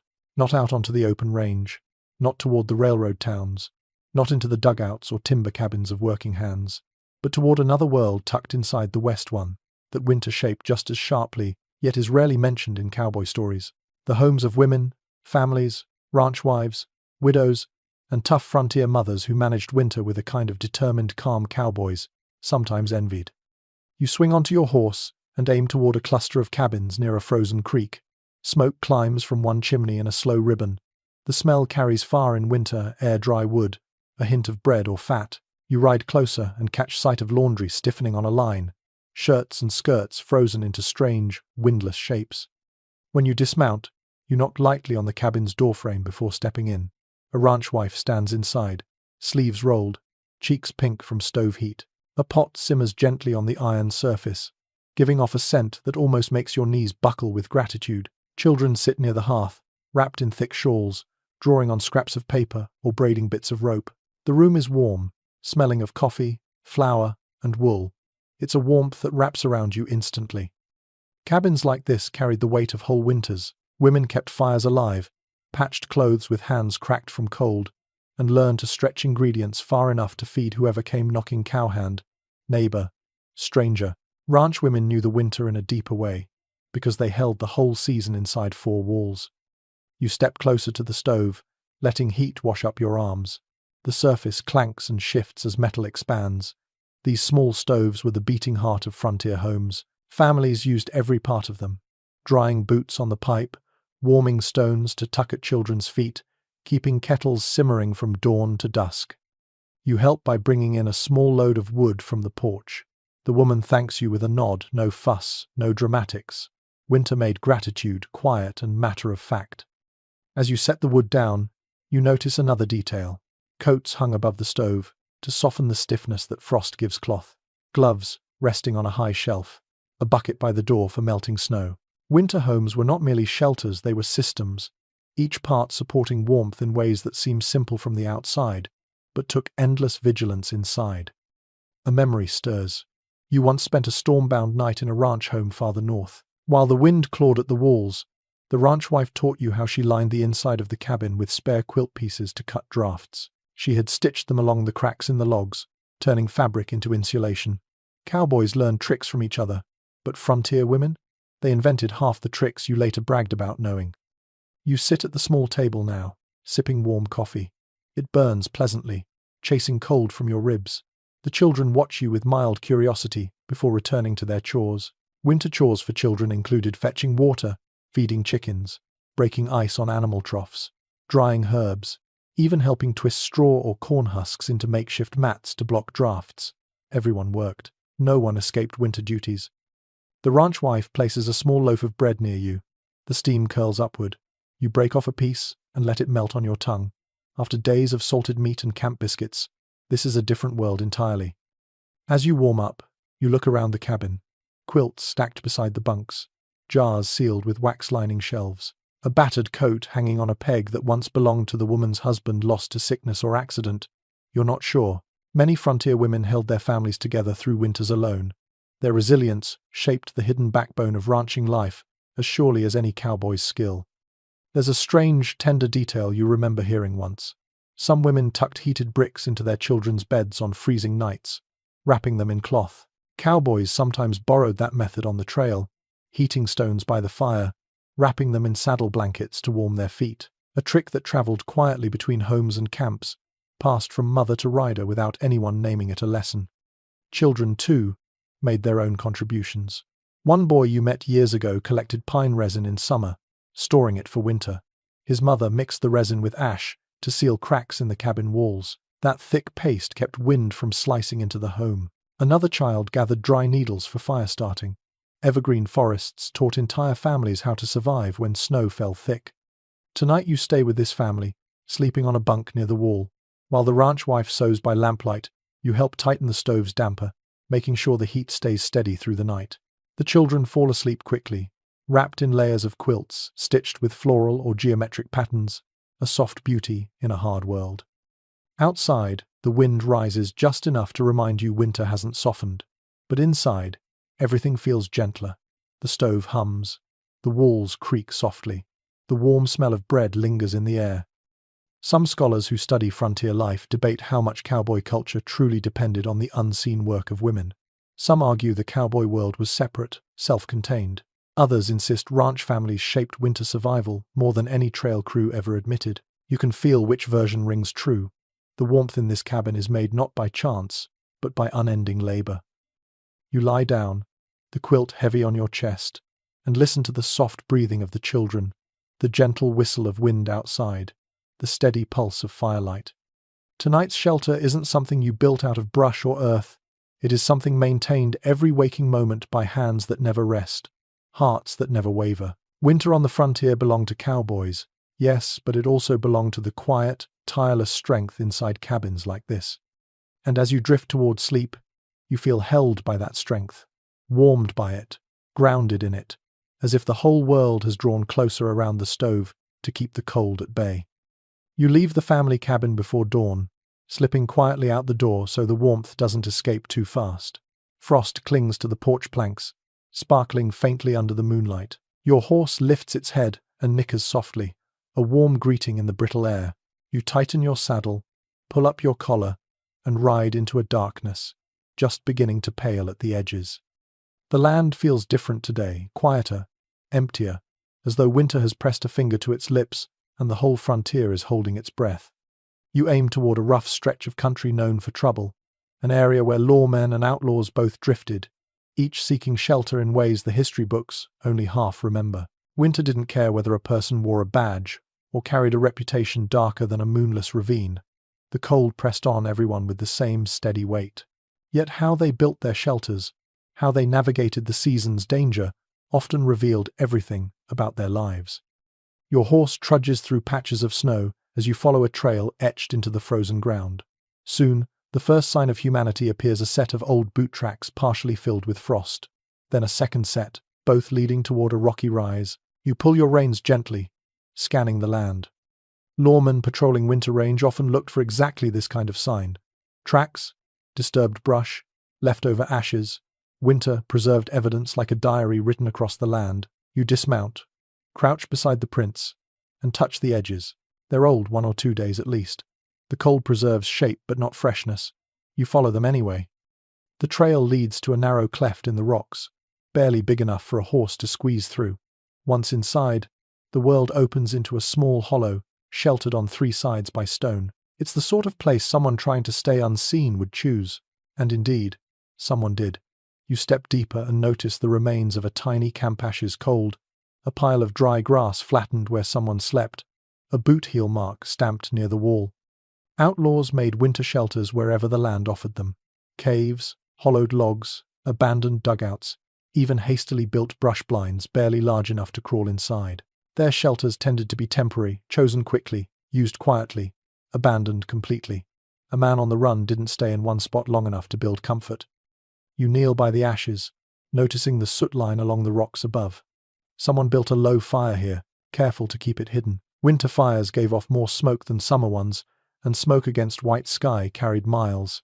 Outlaws learned to burn slow, to use dry fuel, to start fires in hollows where the wind trapped the scent. You stand and run your glove across the rock wall. A faint black smear tells you the fire was shielded well. Whoever camped here knew what he was doing. You glance around again, noticing a piece of cloth caught on a thorny branch, dark wool, torn, frayed, maybe from a coat or saddlebag.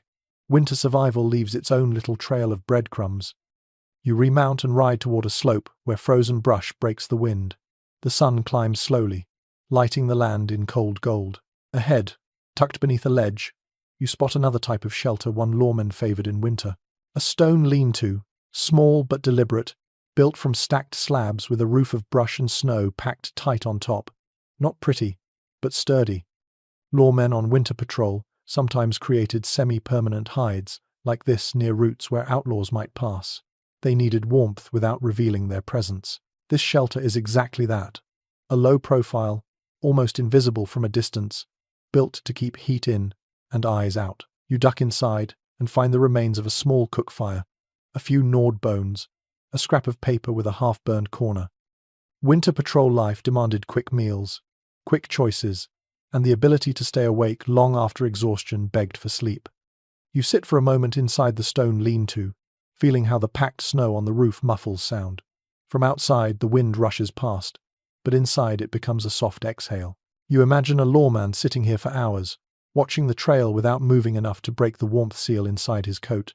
Winter was a test for both sides, those who enforced law and those who ran from it. Your horse paws the snow outside, so you step back into the open. The sky has now turned to pale blue, the kind that makes cold feel sharper. You ride onward, deeper into a stretch of land known for its hiding places. Ravines, old mining shacks, bandit trails. Winter pressed all of them into service for people desperate enough to rely on them. A sudden movement catches your attention. A fox darts across the path, its tail trailing like a brushstroke. It disappears behind a fallen log. Outlaws use such logs too, hollowing them out or stacking them with brush to create quick concealment. You once heard a strange winter tale about a pair of rustlers who hid under a fallen cottonwood for 3 days during a sleet storm, using the hollow trunk as both shelter and lookout. Their fire was a candle nestled in a tin, their food a pouch of cold beans. When the storm passed, they slipped away in silence. Whether the story was true or not, you can imagine that level of desperation in cold like this. As you ride farther, you reach a dry creek bed where snow lies thin. You follow it until you find the remains of an old cabin roof caved in, walls leaning inward. Ranchers sometimes abandoned cabins like this when winter storms made them unlivable. Outlaws occasionally used them for cover. You step inside carefully, brushing snow off the threshold. The interior smells of rot and old ash. A rusted coffee pot lies half buried in dirt. A torn saddle cinch hangs from a beam. Ghosts of old winters linger in such places. You crouch near the hearth, imagining the lives that flickered through this room, lawmen warming hands, fugitives hiding from wind and judgment, ranch families long gone. Winter equalizes stories. Cold doesn't choose sides. You sit for a moment in the sagging cabin, feeling the hollow quiet. There's an ongoing debate among historians about how much contact cowboys, lawmen, and outlaws actually had in winter. Some say interactions were rare, each group scattered across the land. Others argue that winter forced them into the same shelters, the same towns, the same narrow refuges where survival mattered more than reputation. You feel the truth, leaning toward the second side. Winter squeezes the world smaller. It pulls paths together. You leave the cabin and begin the slow ride toward tonight's camp. The light fades early, turning the sky lavender. The cold settles heavily, like a book closing. Your horse huffs, and you stroke its neck as you travel. When you find a sheltered hollow, you build a small fire, its glow warming your hands. You unroll your blankets, tuck your slicker over the top, and settle in just as the world slips toward dark. As the fire crackles, you think about the shelters you saw today. Quick outlaw camps, hidden lawman blinds, broken cabins that once held families. Winter makes every person honest, or not seek the same thing, a pocket of warmth in a land that gives none freely. You close your eyes, letting the fire's light pulse behind your lids, and drift towards sleep knowing that winter doesn't care who you are, but it always reveals who you become. You wake to a muted dawn, that pale kind of light that feels more like a memory than a morning. The fire has died down to a thin coil of smoke, and your breath unfurls in front of you like a thin flag. Your horse stands close, shaking frost from its whiskers. Today the world feels strangely still, as if the land itself is listening. And as you climb into the saddle, a quiet thought trails you. Winter shelters don't stay in winter. They travel forward, carried by stories, shaped into symbols, stretched into legend. You ride out across an open plain where the snow is patchy and thin. The sky above is washed silver, wide enough to swallow every sound you make. The land looks empty, but in the emptiness, you feel the ghosts of all the shelters you've known this season. Lean-tos twisted from branches, dugouts carved from earth, sod walls shaped block by block, bunkhouses thick with coffee steam, cabins humming over iron stoves. These were practical things once, but over time, they drifted into folklore. As you ride, you remember the first time you realized how different the truth of frontier winters was from the stories told later. Folks loved to picture cowboys sleeping under the stars every night, hats tipped low, blankets thin, courage thick. But you know the real picture. A cowboy sleeping under the stars every night in winter was not a romantic. He was desperate, or stranded, or unlucky. The movies forgot the wind, the frost, the small shelters stitched from panic and skill. They remembered the silhouette, but not the shaking hands. You crest a low hill and see a line cabin ahead, its roof half collapsed, its door hanging on a single hinge. Once, it was a lifeline. Now it's a prop in the theatre of memory. When you ride past it, snow sifts off the beams like the cabin is sighing. You dismount and step inside. The floor is littered with old straw, cracked boards, a few rusty nails, but the faint soot stain on the stone hearth hints at nights when men gathered here, thawing out after long shifts. You can almost hear them laughing, squabbling, telling half-true tales. That human warmth isn't here now, but something like it lingers in the smell of old smoke and weathered wood. You return to your horse and keep riding until the land folds into a shallow canyon. Down in the canyon sits the ruin of a dugout, barely a depression, with a few leaning timbers, almost invisible unless you know what to look for. You kneel and touch the soil wall, cold, dry, crumbling at the edges. But once, this was a winter home. Some hand long gone carved it with grit and a shovel, trusting the earth to hold heat like a cupped palm. It worked. It saved lives. Now it sinks back into the land without ceremony. As you stand, a memory warms you for a heartbeat. Years ago, you heard a traveling storyteller at a small-town winter festival spin a tale of a cowboy who survived an entire blizzard tucked into a dugout with nothing but a half-broken stove and a deck of cards. The story exaggerated everything, the cold, the loneliness, even the firelight, but the root was true. Shelters like this were the frontier's quiet heroes. The world just preferred louder ones. You continue riding, and soon the snow thins until patches of brown grass show through. The horizon shifts, revealing a distant ranch yard, the shape of a windmill, a line of fences, a bunkhouse roof still glinting with morning frost. You stop on a ridge and watch the buildings settle into view like a painting coming to life. That ranch yard is a story itself, one that Hollywood shrank into a backdrop, but once pulsed with real, gritty winter work. In movies, bunkhouses are rowdy havens full of jokes and songs. Sometimes that's true. Sometimes bunkhouses were silent, heavy with the smell of wet wool and worn-out men who didn't have energy for even one more sentence. In old letters and diaries, you've seen descriptions that don't match the myths. Riders sleeping fully clothed, boots half frozen, blankets stiff with frost at dawn. Not glamorous, but real. You ride down toward the ranch and pass by an old sod shed, its grass roof long dried. In many stories, sod houses get painted as symbols of hardship and backward living. But in winter reality, they were brilliant, warm, solid, windproof. A cowboy or ranch family who slept under a sod roof in January didn't feel poor. They felt smart. Warmth is its own wealth. You step inside the shed, brush your glove along its earth wall, and smile at the thought of all the folklore that came from these humble structures. Songs, tall tales, murals in old diners, costume sets in stage plays. People later imagined sod houses as chilly, primitive cages. But you know better. Winter warmth leaves its own kind of truth in the body. You mount again and ride out toward a frozen pond where thin reeds poke through the ice. The wind whispers across the water, carrying a faint echo of every cowboy story that got dressed up for nostalgia. In those stories, cowboys are weatherproof, unbreakable. But in real winter, cowboys were just humans up against a season that didn't bargain. There's a quiet argument among historians about why cowboy winter shelters faded from public storytelling. Some say the Old West got romanticized so quickly that hardship became inconvenient. Others argue the shelters were too humble. Too ordinary lean-tos and dugouts didn't fit the heroic pose. The truth you feel in your chest now is simpler. Shelters were practical, stories were emotional, and audiences prefer legend to logistics. But as you ride across the open land, you understand something else. Those simple shelters still shaped the cowboy myth, even in absence.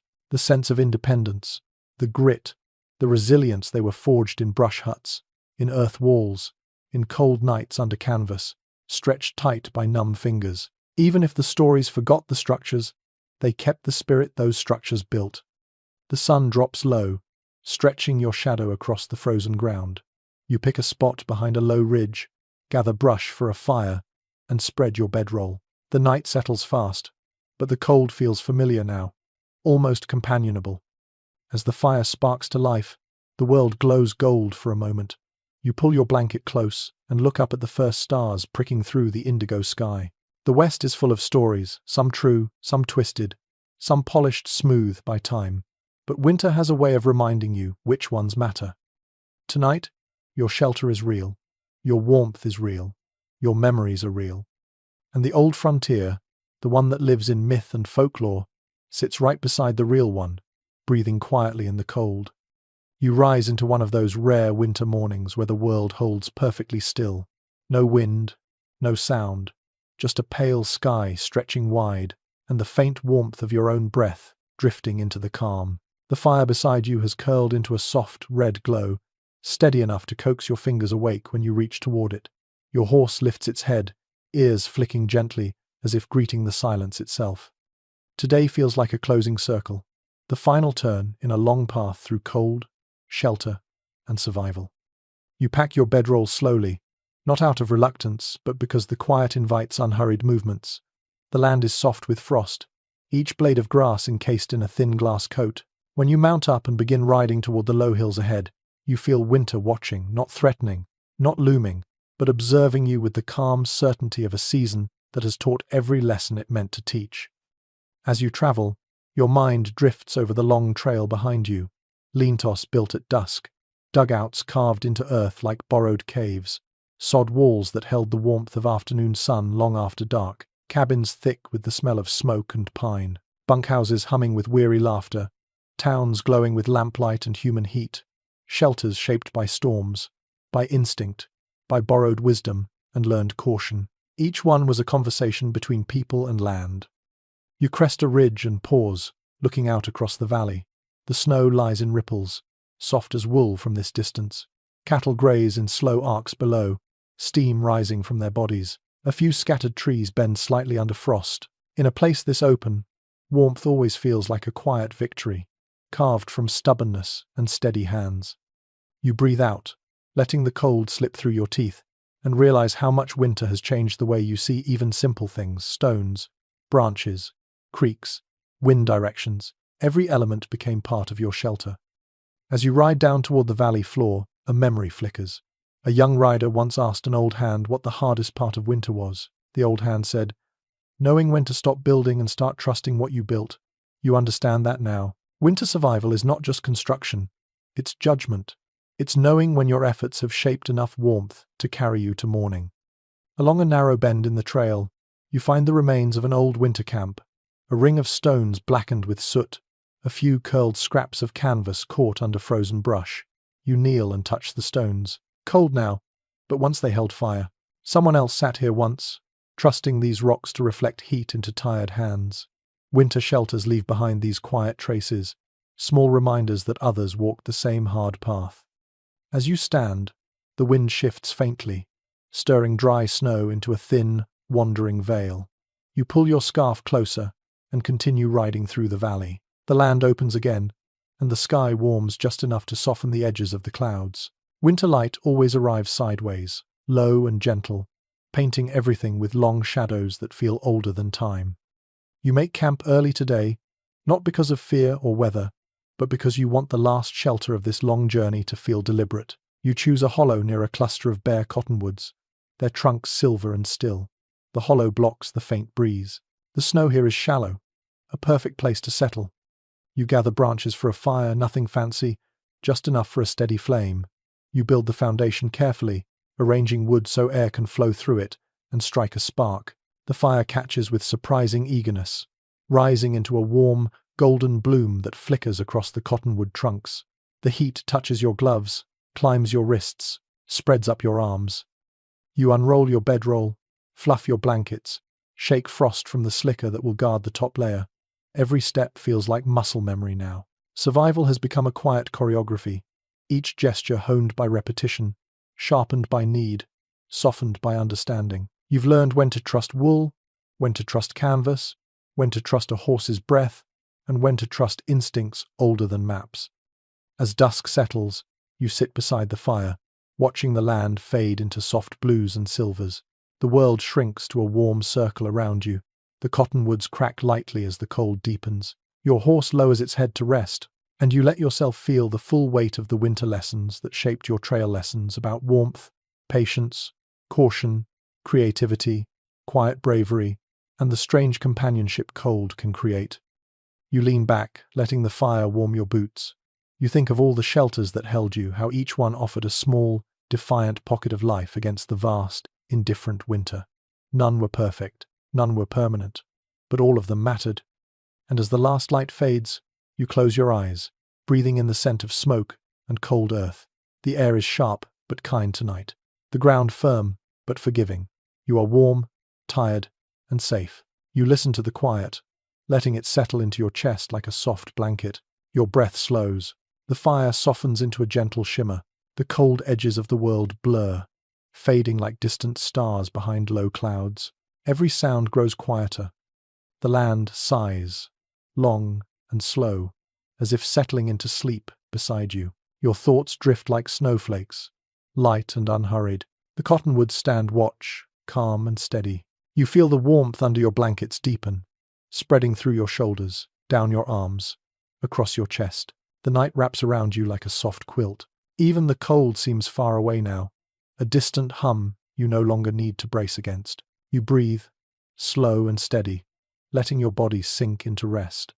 Each exhale melts another layer of tension. Each inhale fills you with a quiet, comforting heaviness. The sky above stretches into softness. The stars glimmer faintly, flickering like embers drifting upward from the fire. And the winter world, so vast and relentless before, feels gentle now, peaceful, almost tender. You let your eyes close fully, surrendering to that stillness. Everything grows hushed, everything grows warm, everything grows soft. And sleep settles over you at last, quiet as snow.